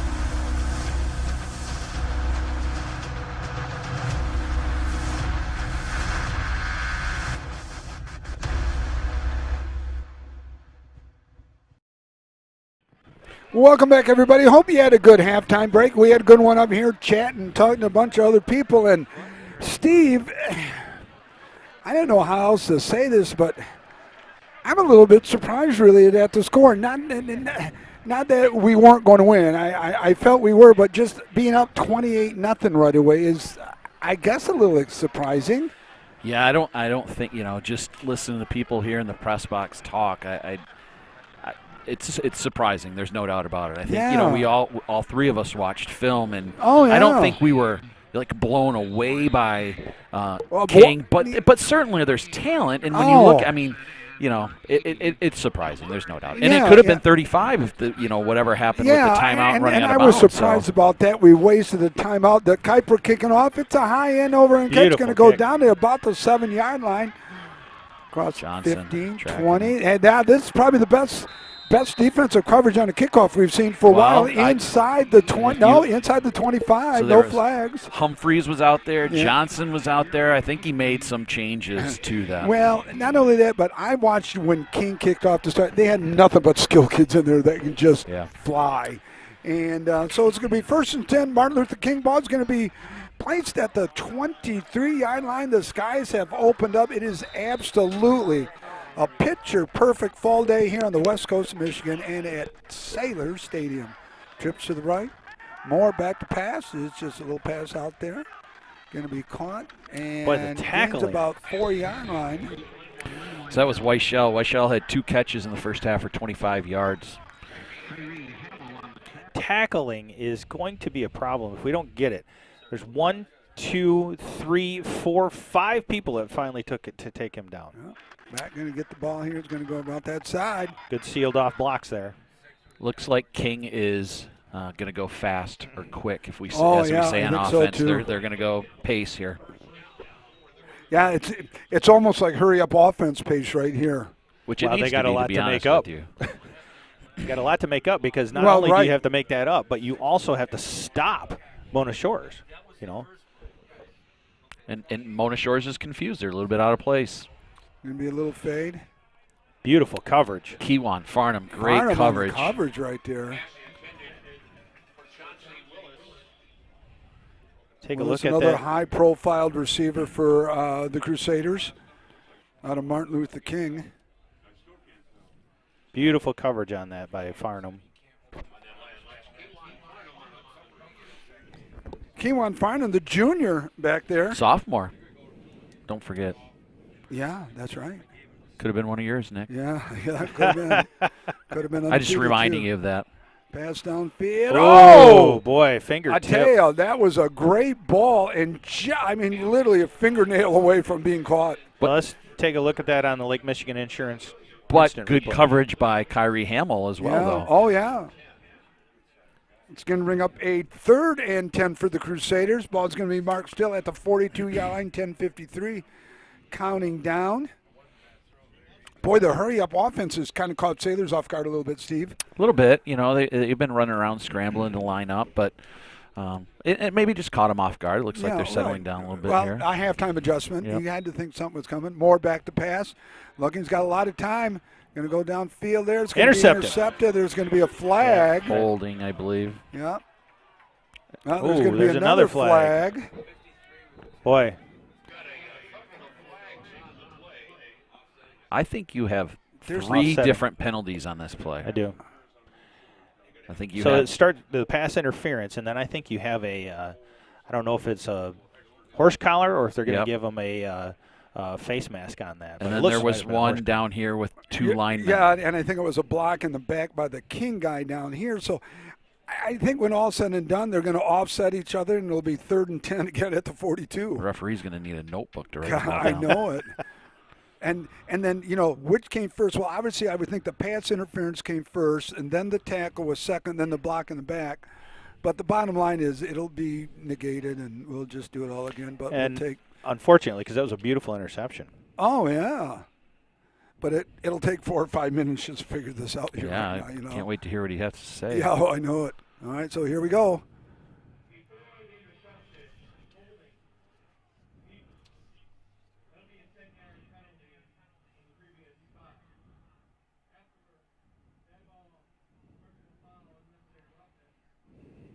Oh. Oh. Oh, so. Wow. I didn't see that coming. But that is a significant amount of yardage they just gained there. So 25 yards. Is that 25 yards they're going to add? There's 5, 10. So I don't understand 15, why would it be 25 yards? Because it should only be 20, 21, 22, 23-yard penalty. Yes, it is. I don't understand that, only because of the fact if the pass interference negated the play, it goes back to what did they call it holding though, not pass interference? Right, I don't know. Holding. Okay, there's going to be fake jet. Moore's going to keep the ball. Going to get he falls out. Are you kidding? They're going to call him down. Well, oh my goodness. I want to see it on instant replay. Well, we're going to take a look at that right now. He's cutting through the line. No, well, he actually his shoulder hit the ground and it came loose. So that is down, correct? That's down. Right. Yeah, he was the down. ground can't create. It was a good play. It was a good call. Yep. Second down, 5 ball at 28. Hurry up offense for King. Moore back to pass. There's going to be a little slip screen off to that left side. That's what I thought we were going to see more of from King tonight. Yeah, that more intermediate stuff. Yeah, that give them in space and make a play. Well, and just let them what they do best. Run with the ball a little bit instead of just catching, pitch and catch.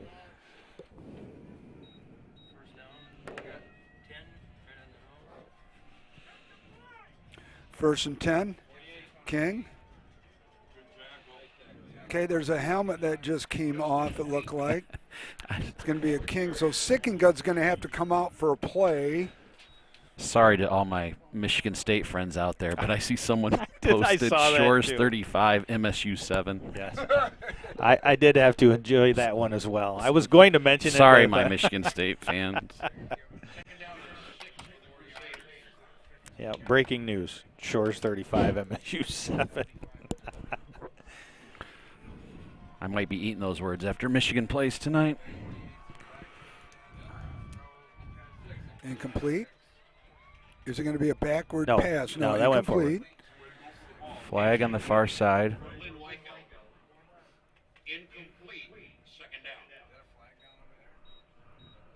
Hey, is that the first penalty we've had tonight?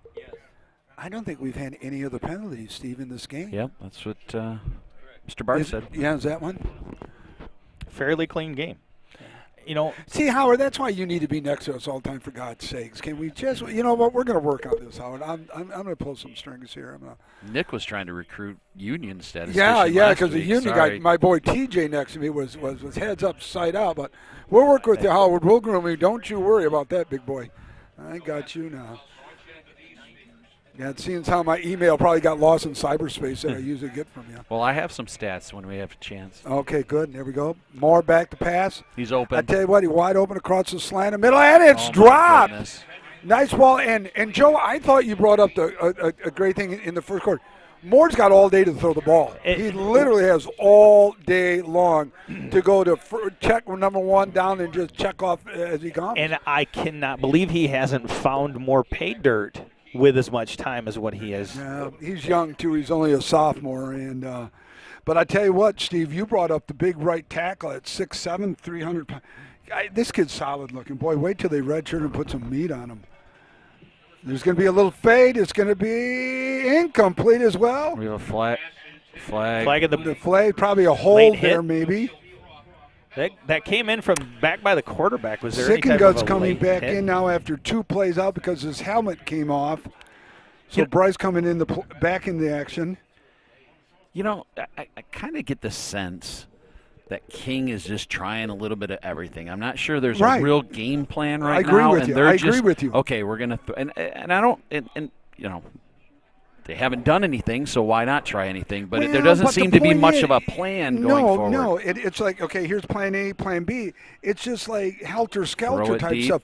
Take chances deep. But the one drive that got him all the way down to the 2-yard line, that was a heck of a drive. It was methodical. They were pounding, going with their All-American fullback. And then, the short little pass that you brought up, this is what we thought. See, now we've gotten away from that. Yep.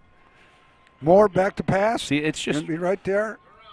And he could have had that, but they are literally just running vertical routes. Right. And he's not giving him enough room there. He's a step away from being out of bounds or the end zone. So and good defense too. And we're right. 28. I mean, it's got to be a perfect pass. We're 28-0, and honestly, this is that street yard football. Yeah. Just go long, and I'm going to throw it kind of a thing.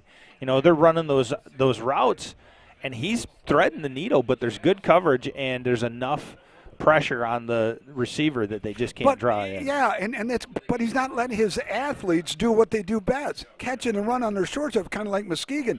God, I'd hate them in the other 4 guys because they never touched the ball. Martinez did everything. It's nothing but Wildcat. So 1st and 10, Sailors stop. 9 minutes exactly here in the third quarter. Sailors up 28-0.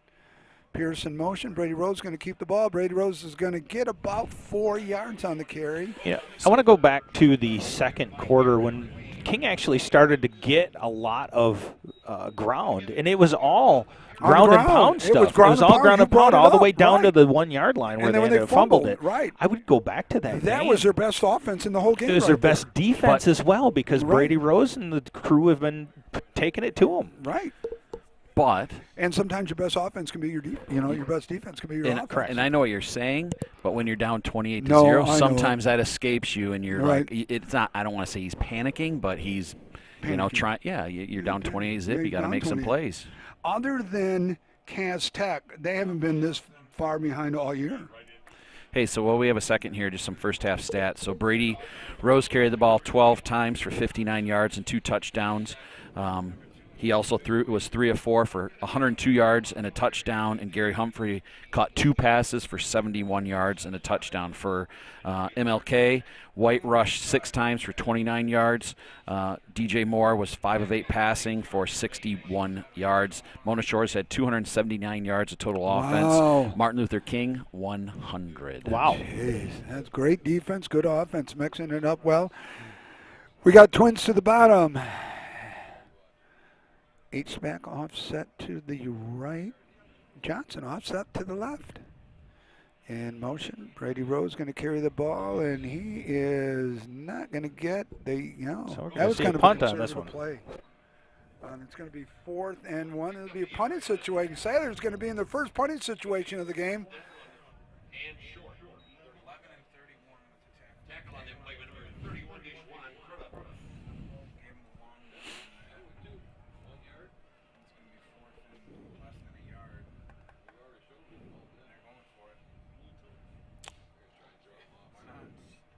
Pooch kick, draw him off.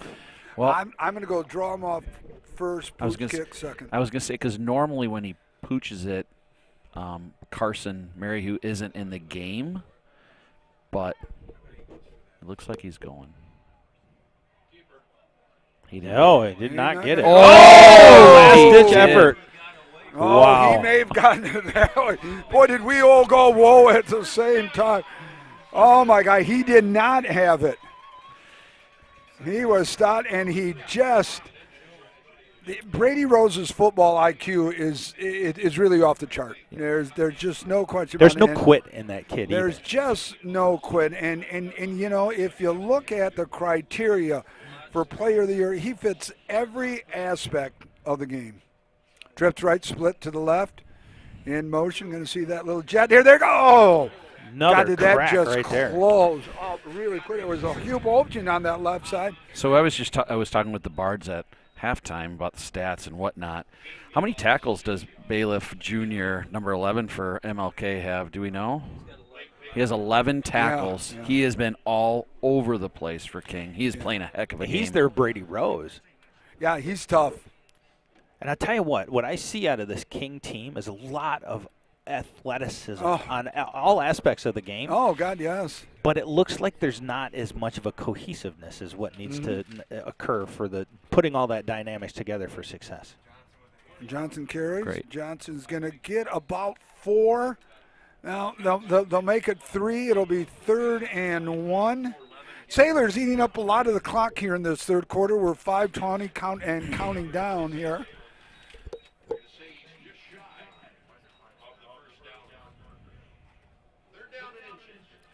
Third and inches, Dan Vandermine says.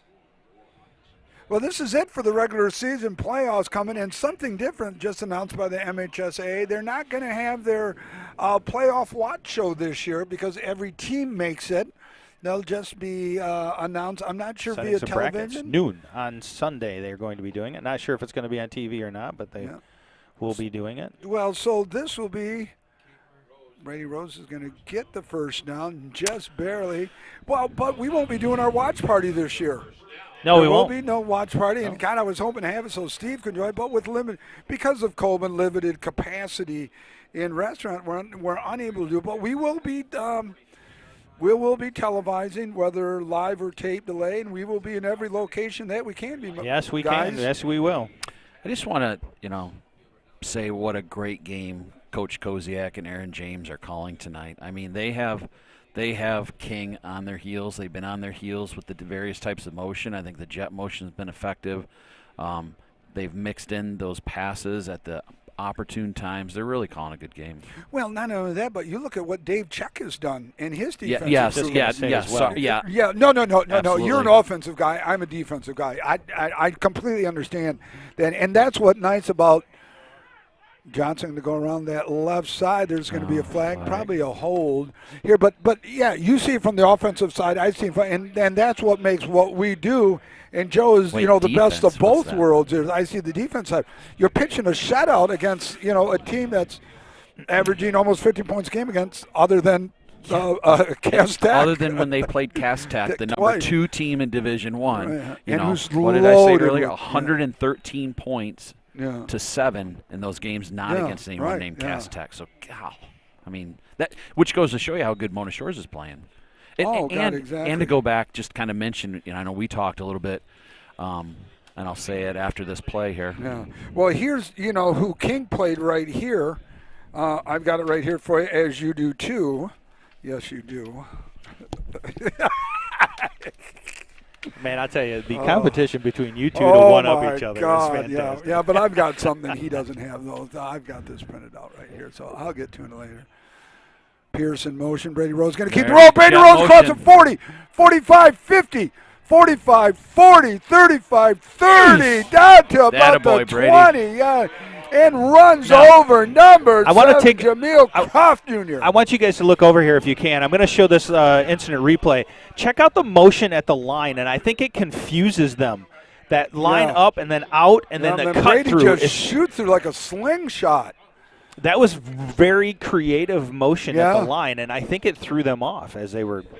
Brings up 1st and 10 and down it to the Crusader 19-yard line. We're 3:17 counting down here in the third quarter on the verge of a running clock potential situation.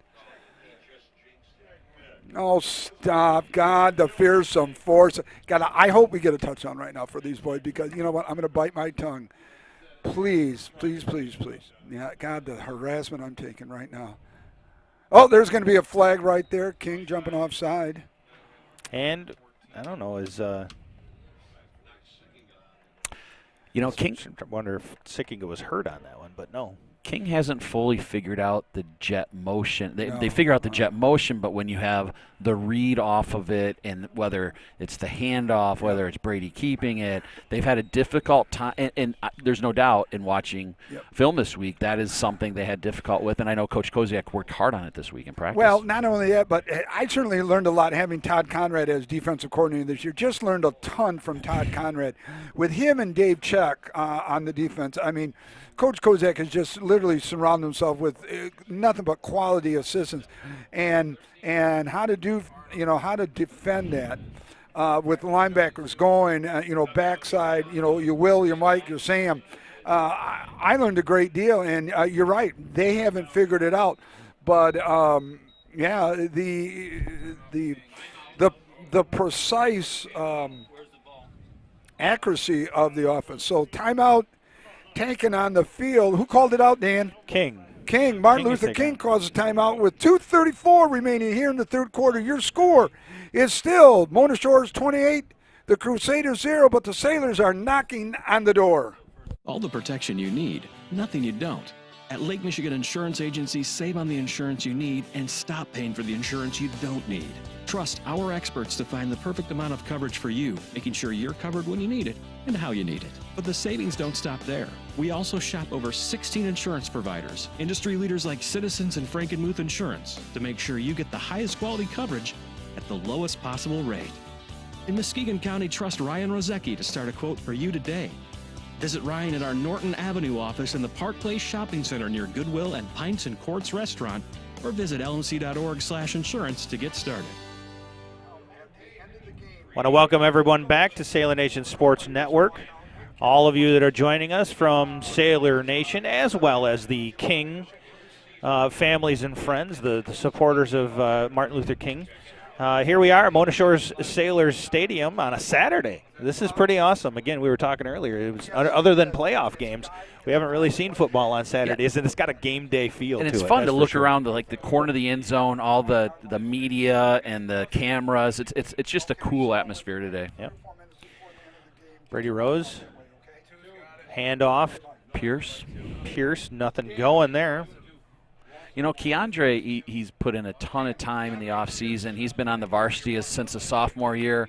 He hasn't quite got the accolades and everything, but he's been a consistent performer on defense. You know, the offensive stats, you know, haven't been what he probably hoped they'd be, but definitely has been a key contributor to Mona Shores. Well, that's one thing that Shores has had, especially over the last 2 years, is the ability to spread the demand out amongst their athletes. And that's really how you become successful on it. You look at the Cameron Martinez thing where you didn't spread that out. Oh, nice reverse. Nice little counter coming around that side. It's defended well. It is.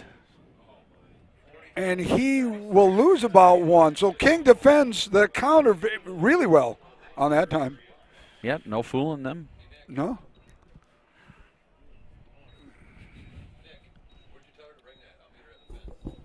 Dan said at the gate down there. Yeah.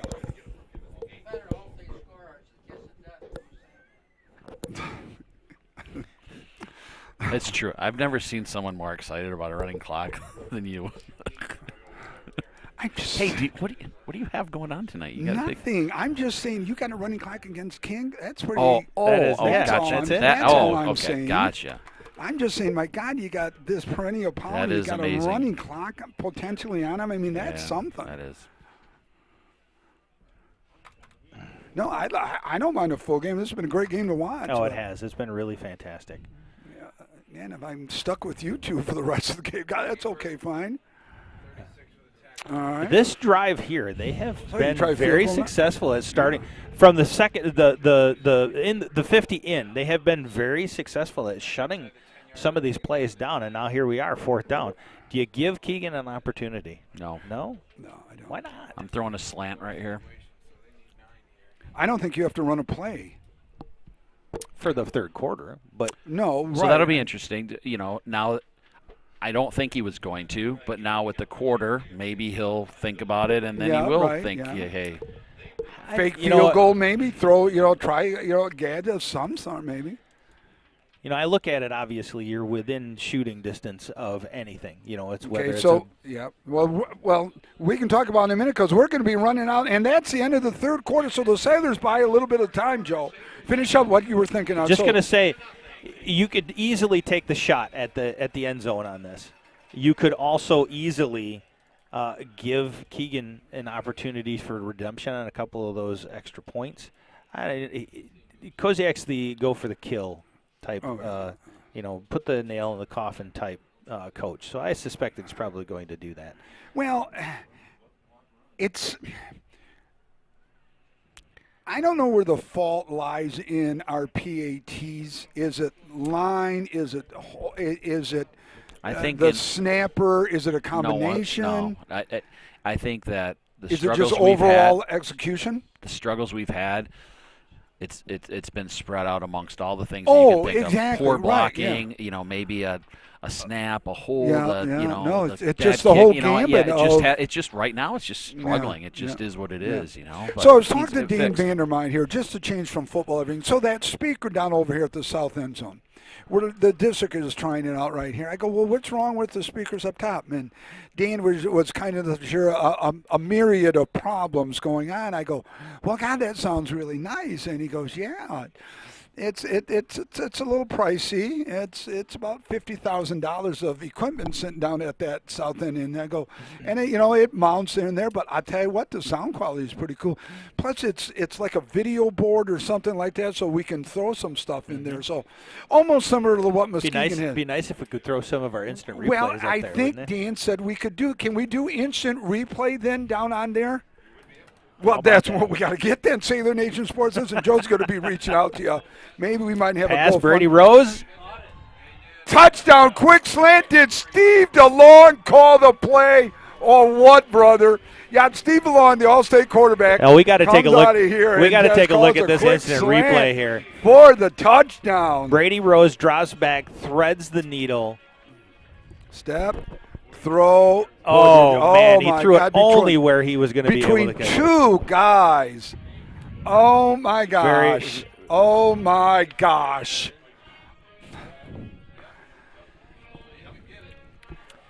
Well, that's the kiss of death there. We just need to get that PAT nailed down here. All right, the all-important PAT. All right. Holder, snapper, It's going to be line, good. I feel kicker. it's going to be good right here. I'm going to talk to the Greek gods of kicking. Oh! Got He him jumped again. offside. Now, Kick how it, do you kick go it. for 2? Okay, is he sending in? Now, we're going to go for 2. He's not sending anybody in.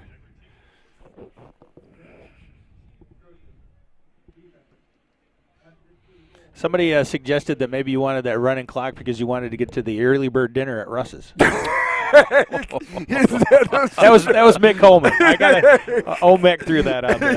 I give you credit. Hey, Mick, love you, buddy. We saw Mick Friday morning at Cherokee. He had his swim team over there. Mick, hope you're doing well, and because it's good seeing you, buddy. Come on, let's get this. Snap, the hold, There the kick. it It's is. up, and it's good. All right. So your Sailors have scored with 11:57 remaining here in the ball game. It's East versus West, and West is up comfortably, 35-0. Hey, everybody, take a quick break, then come on back and join us. Looking to buy or sell?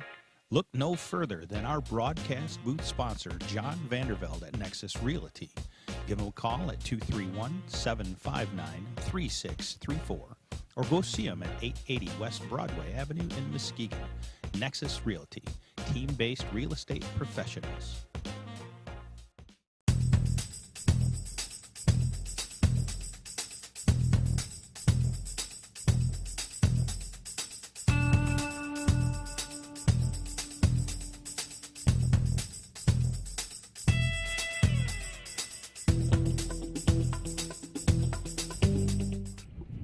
Want to welcome everyone back. Hey, it's game day here at Mona Shores High School. And I tell you what, Steve Long, Joe Kanukin, I'm Nick Davros, Kim and Cotis up top.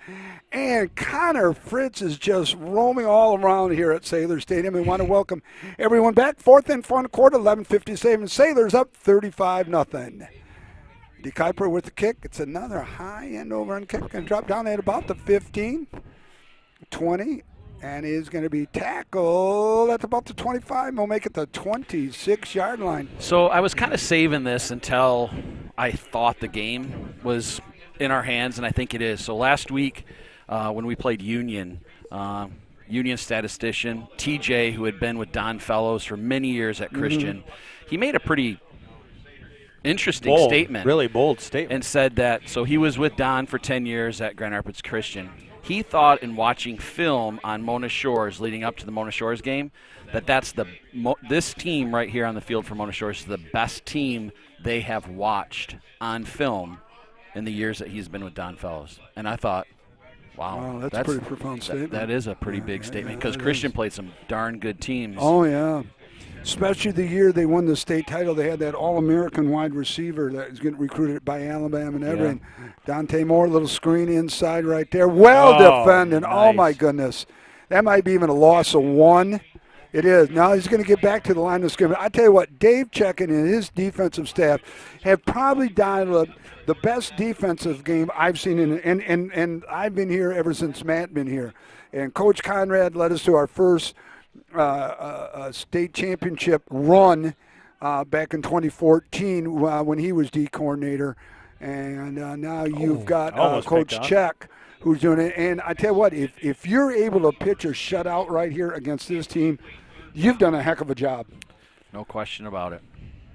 And Steve, while you're doing that and thinking, we need to talk about now some playoff stuff because we're in the fourth quarter, we're in the running clock situation. I've got some stuff, but you've got some more updated stuff, especially with Byron Center going down. The big concern coming into this game was we were playing a D3 school, not a D2 or D1, and trying to get as many points as possible. It would have been nice, maybe Davidson was available. Dante Moore scrambling. It's going to go across field, covered by number 4 right there. So interesting. Interesting what happened. So Jenison is in our district. They were supposed to play Hudsonville last night. Hudsonville couldn't play due to COVID, so they get the forfeited win. Currently, Jenison is ahead of us in our district in playoff points. That's before we play today. I assume that will make us jump ahead of Jenison. Jenison has 61.2 points. We have 60.83. So I'm assuming this win will bump us up. But playing a D3 school would be interesting. Beautiful shot through the hole. Boy, I'll tell you what. Nice little dive straight through. It's going to be about a yard short of the first down. And, of course, the importance of that, finishing first in the district gives you home playoff advantage for 2, 3, 4 games into the playoffs. So the ramifications are big, along with bonus points, along with the division that you play. A little sip screen right there. So that one's going to be tackled by Brady Rose on that side, but it's enough for a Crusader first down. 8:44 counting down. Sailors up 35-0. Starting to set here a little bit in the western part of Michigan, the Sunset Coast. Gentlemen, if you would, after this next play, I want to talk a little bit more about what we had mentioned last week, and we're officially underway. I have the graphics to show it for our fundraiser. Oh, okay. Moore with a little pass downfield on the outside. It's going to be completed. Caught. Jeez. Outside shoulder pass. I'm going to actually give that. There's going to be a late flag right here, and I think it's a King player who blocked Elijah Johnson in the very back, at least 7 yards behind the line of scrimmage.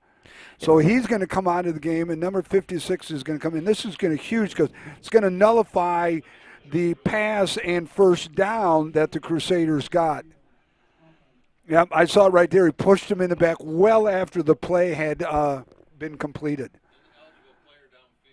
Oh, ineligible player ineligible, because I saw a kid block somebody back here, and then he raises his.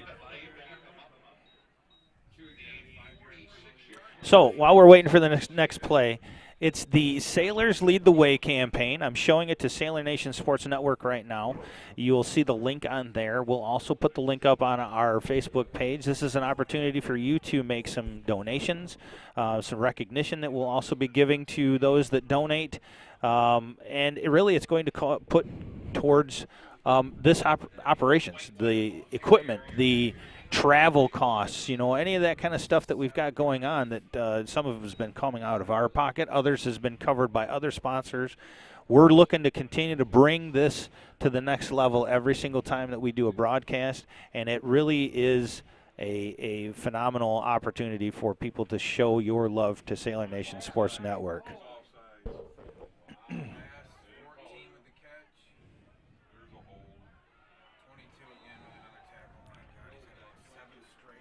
Wow. A lot of action. Yeah, Joe, this is a good cause. Lead the way, Sailors. Lead the way. If you can help us out in any way, we're truly appreciative. First of all, we're appreciative that you're letting into our homes, into your homes, or however you're listening to this broadcast. Sailors up 35-0. 6:59 remaining. I'm just going to let the fearsome foursome know to him. Is that a running clock I hear over there? See, oh, it is, isn't it? Yes, it is. That was a nice throw. And he's dangerous. Why shall he is? They haven't been able to get him the ball very much tonight. Well, it's been a hodgepodge of offensive. It's been tough for them to find any rhythm, just to be honest with you. Yeah. It's just been a tough game, and sometimes you run into those. Yeah. You're trying to figure out what to run on offensively. As I've said before, I've been there. That's a tough position to be in. Jalen Reed on the carry. Jalen Reed's going to go down all the way down to about the 2-yard line. So the shutout is in jeopardy right now. Penn State recruit. Coach Koziak going for a second undefeated season since he's been here.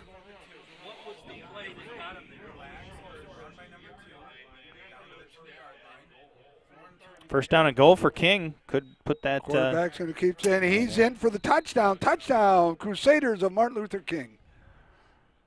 So quarterback keep.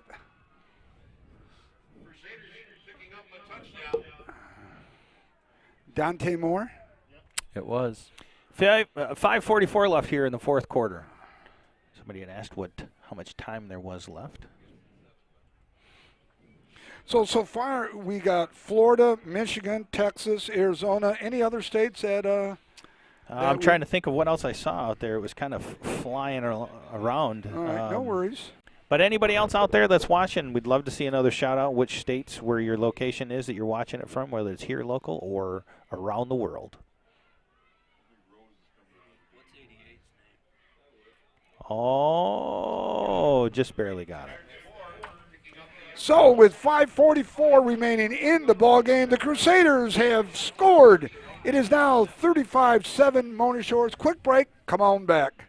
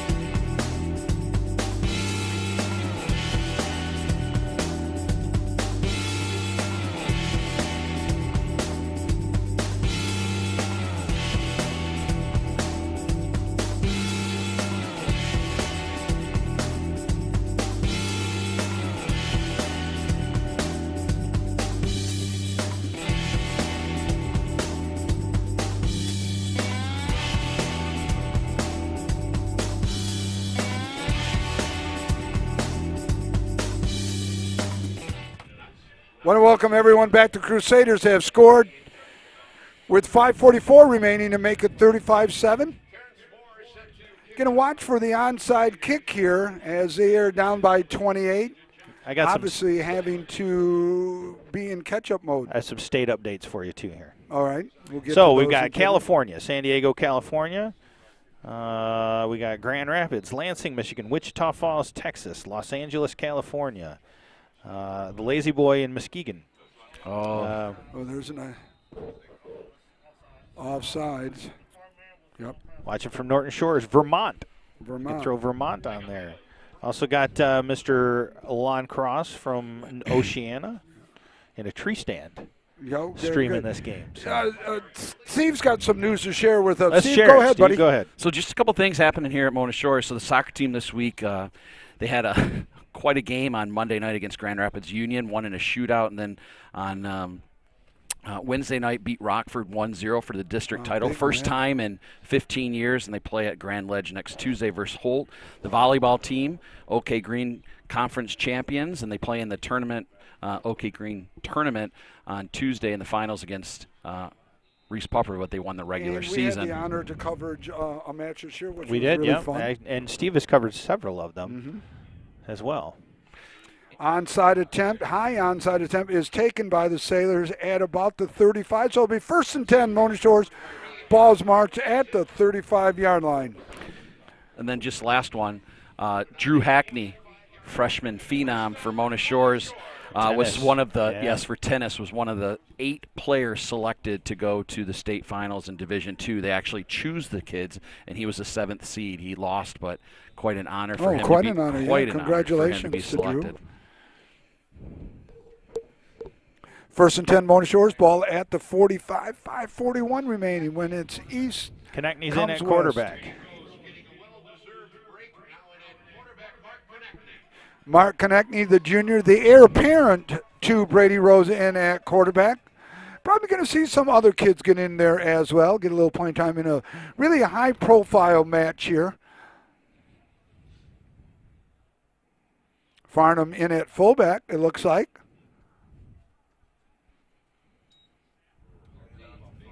Farnham going to carry the ball.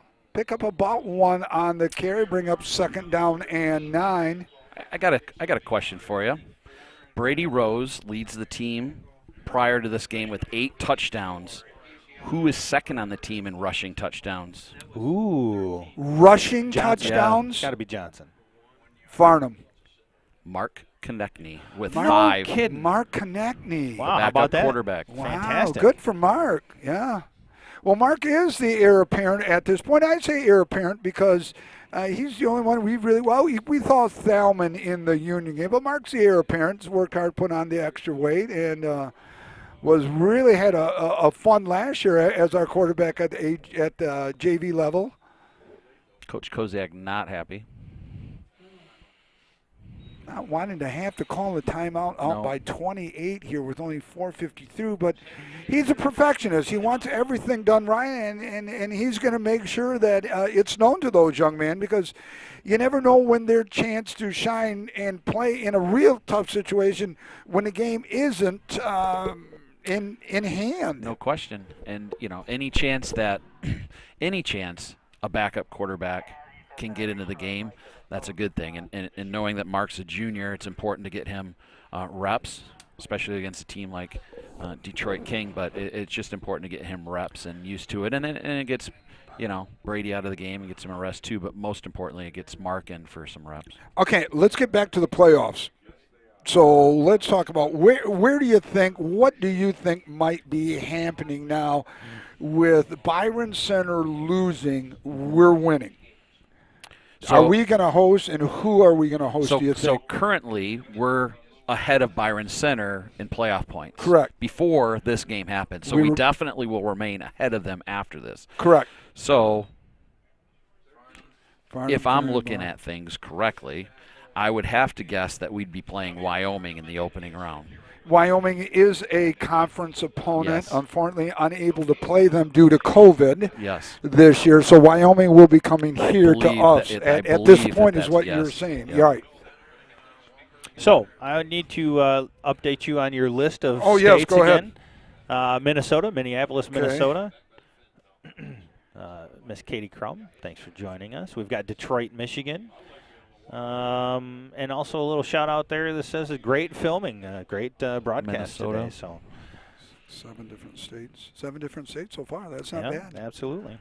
I also have Cadillac looking on the YouTube side of it. We've got Las Vegas, so you add Nevada to that class Nevada. of '87, and Key Somerville is watching from Olivet College. Keyshawn Somerville. Connect me with the keeper. You're going to pick up about 4 yards, maybe 3, maybe 4, brings up a 4th down and 5. It'll be a punting situation for the Sailors, I would think here. Haven't seen a punt all game from the Sailors. 600 people. Wow, at this point in the game, 600 plus. Yep. Yeah, that's wonderful.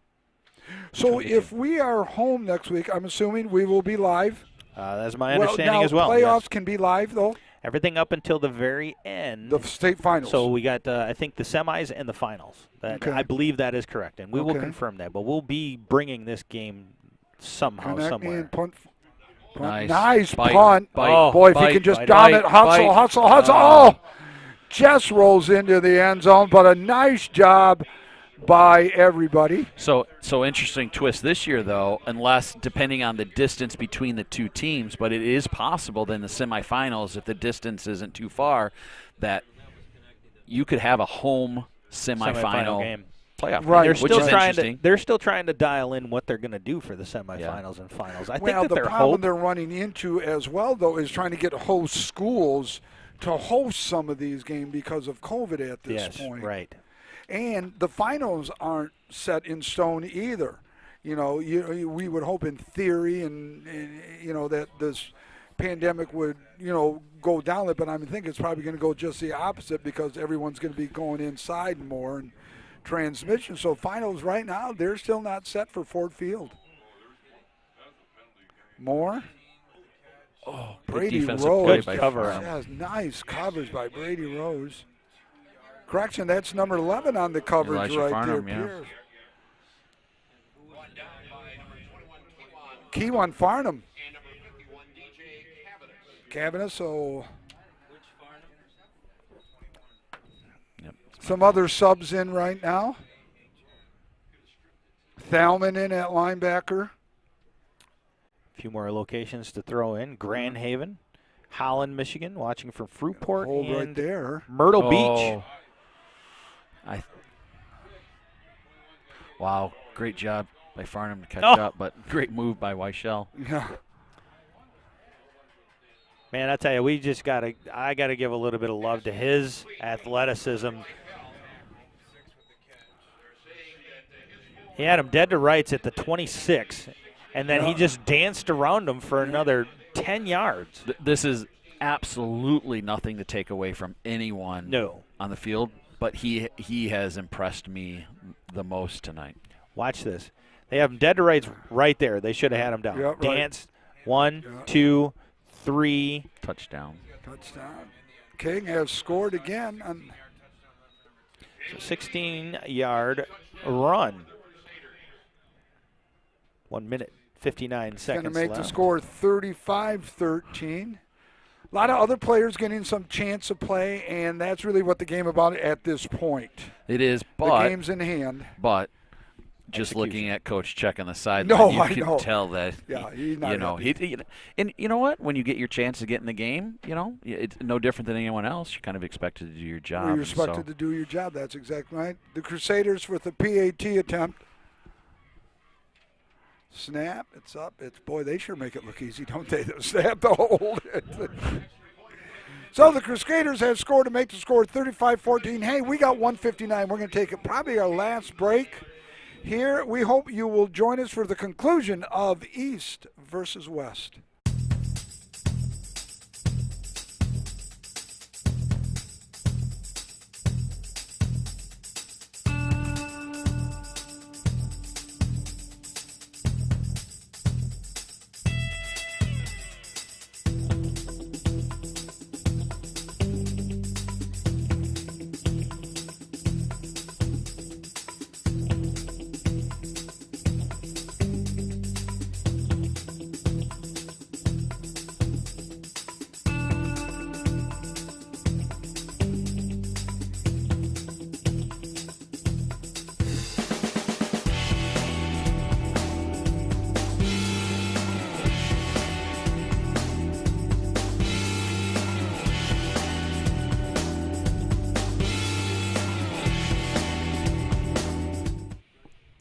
Want to welcome everyone back. 1:59 remaining here in the conclusion of the regular season. Playoffs will be determined this Sunday by the MHSAA. Steve Long, Joe Kanukin, Kimmin up tops in the Crow's Nest. Connor Fritz roaming the beautiful Sailor Stadium. It's an odd side. It's going to be picking up by the Did the Crusaders I think we got get it back? I think we ended up with it. It rolled right Boy, to that our was, player. and he took his time getting the ball. Yeah, No, the it popped Sailors right have into got Kyrie's hands. Crusaders have 2 timeouts. Love Sailors 2. It's kind of a mute point for the Sailors, but the Crusaders can stop it 2 more times.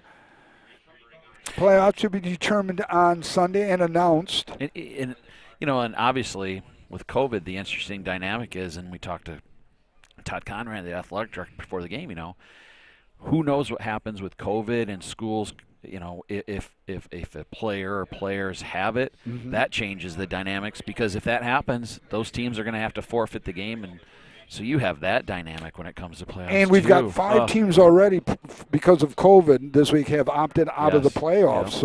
Yeah. So, it's Sailors in victory formation. Sailors are going to be in victory formation right here.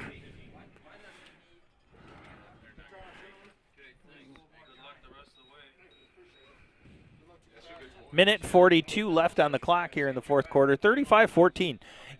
We got a little bit of time here.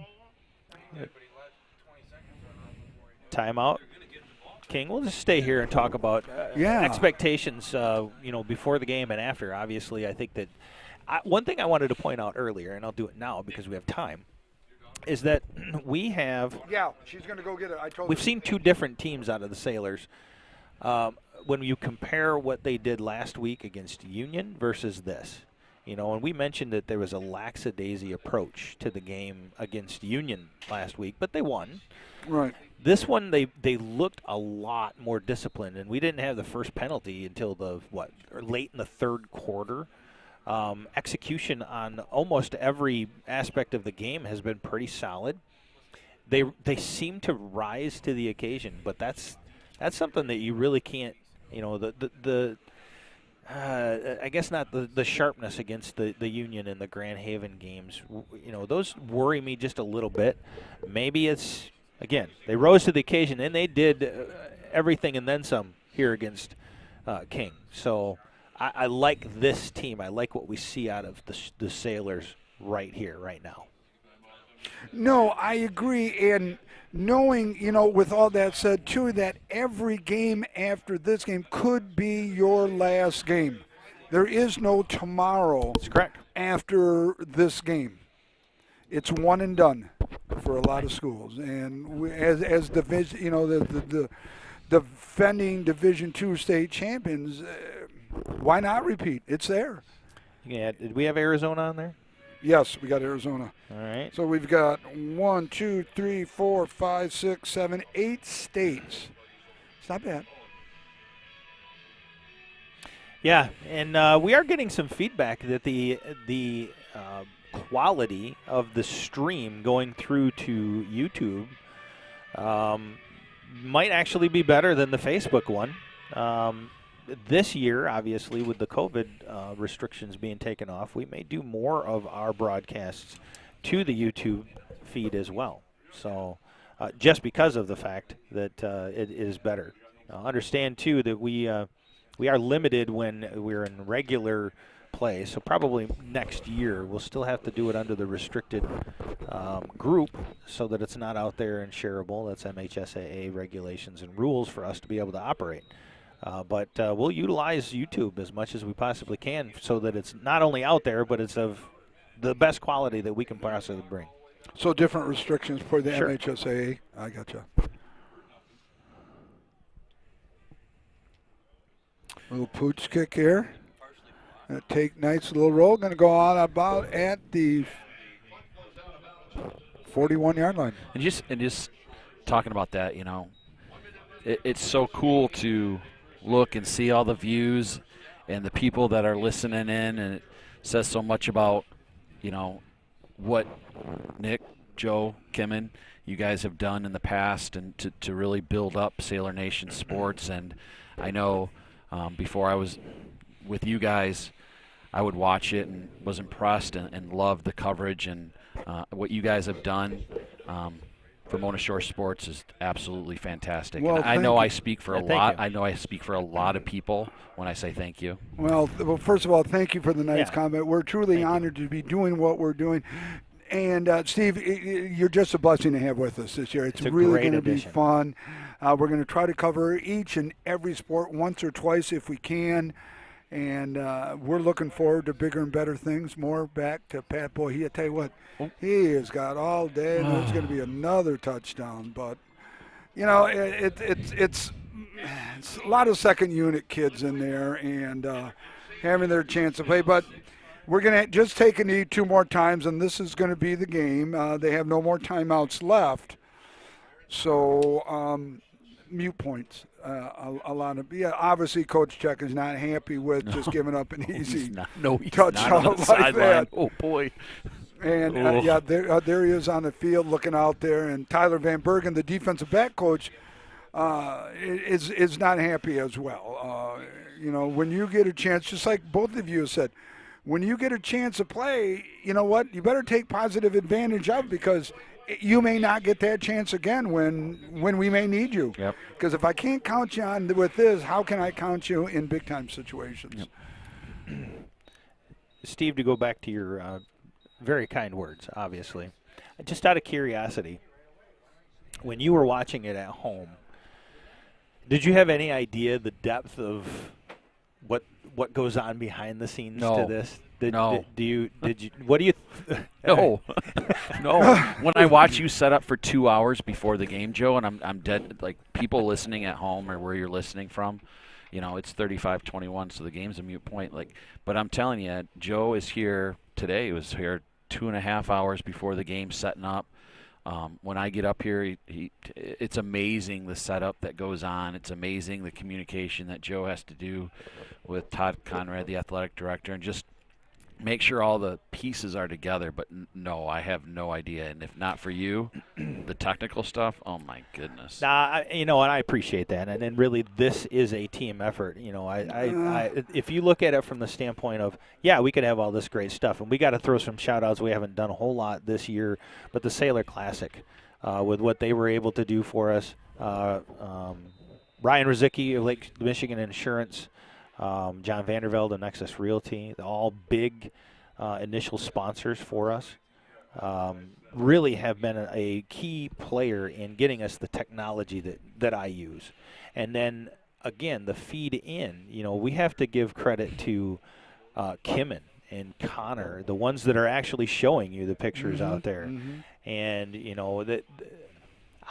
I'll be honest with you, I feel sometimes a little bad that I get to sit here in a booth in a lot of cases, and Kimmin and Johnny and Connor, Noah sometimes have been out there in the elements, and it's freezing, but they love doing their job. They love doing a great job, and they do a fantastic job. So when we have the opportunity to bring a great broadcast like this to everybody else out there, this is a team. This is a team coming together to bring you a very quality program. And I love that this broadcast went out almost completely without a hitch. People are giving us good feedback. And I love it when it goes that way. And as a lifelong Mona Shores person, lived in the district for 46 years, I'm just proud to be a Mona Shores Sailor, and and even more proud of Matt Koziak and what he's done to put Mona Shores truly on the football map.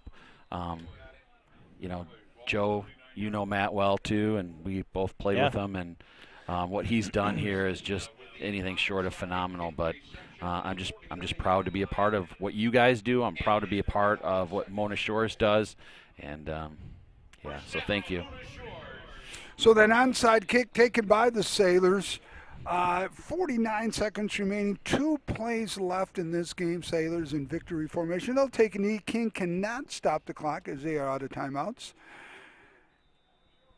And it's been a quality win, really from the get-go, from opening drive really to the last drive, and now taking a knee. It's been a complete game. Yeah, we were worried about some aspects, but other than point after touchdown kicking, it's been a well-played game by the Sailors. Yeah, and the score is not even close to what the real score was. I did want to give one very important shout-out. Dan's granddaughter, Parker, 2 years old today. Happy birthday. She's at home watching. With her mom and her dad. They're avid watchers of Sailor Nation Sports Network. Happy birthday, Parker.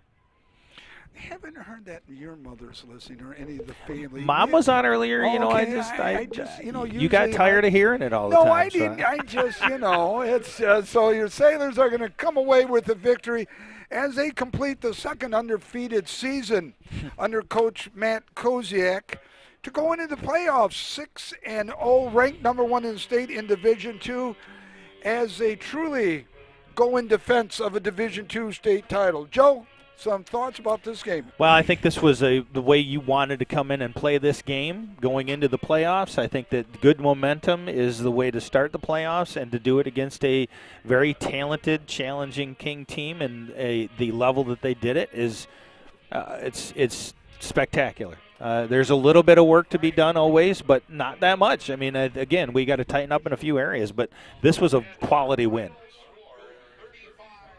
Steve, your thoughts? And kudos to both coaches for agreeing to play this game. They didn't have to do that. Yes. And I think it shows a lot about both programs and the respect just after last year's state finals game that both programs have, and the fact that they know, what? Honestly, I really hope it's not. This could be the last game of the year. You don't know with COVID and what's going to happen. And for them to just step out on the field and do it, I respect both programs for doing that. So, and what a great win from Mona Shores. Well, and not only that, but to jump on what you said, Matt Koziak said the same thing. You just don't know from each single day. This could be the last game. We could come down, and we pray that no team comes down with COVID. But my point was a quality win. Absolutely quality win from it. Defensively outstanding, offensively running, passing, the whole 9 yards. Special teams played well. Other than the PAT season, has a little bit of work to do. So for all of us, for Joe, Steve, Connor, Kimmin, I'm Nick Davos, Noah at U of M. Thank you for allowing us in your homes. Thank you for allowing us to bring this to each and every one of you, no matter where you are throughout these beautiful United States. Hopefully, we're going to be back somewhere. We're not sure where, but we think at this point we will be here at the beautiful confines of Sailor Stadium. So for all of us, for everyone here, Thank you for everyone. Hope you enjoyed the telecast. We know the outcome was favorable. Final score here from Motor Shores. Your Sailors, the Division I defending 2 state champions, 31-35. The Crusaders from Mount Luther King, 21. This is Sailor Nation Sports Network. Thank you for joining us, and we'll see you next time.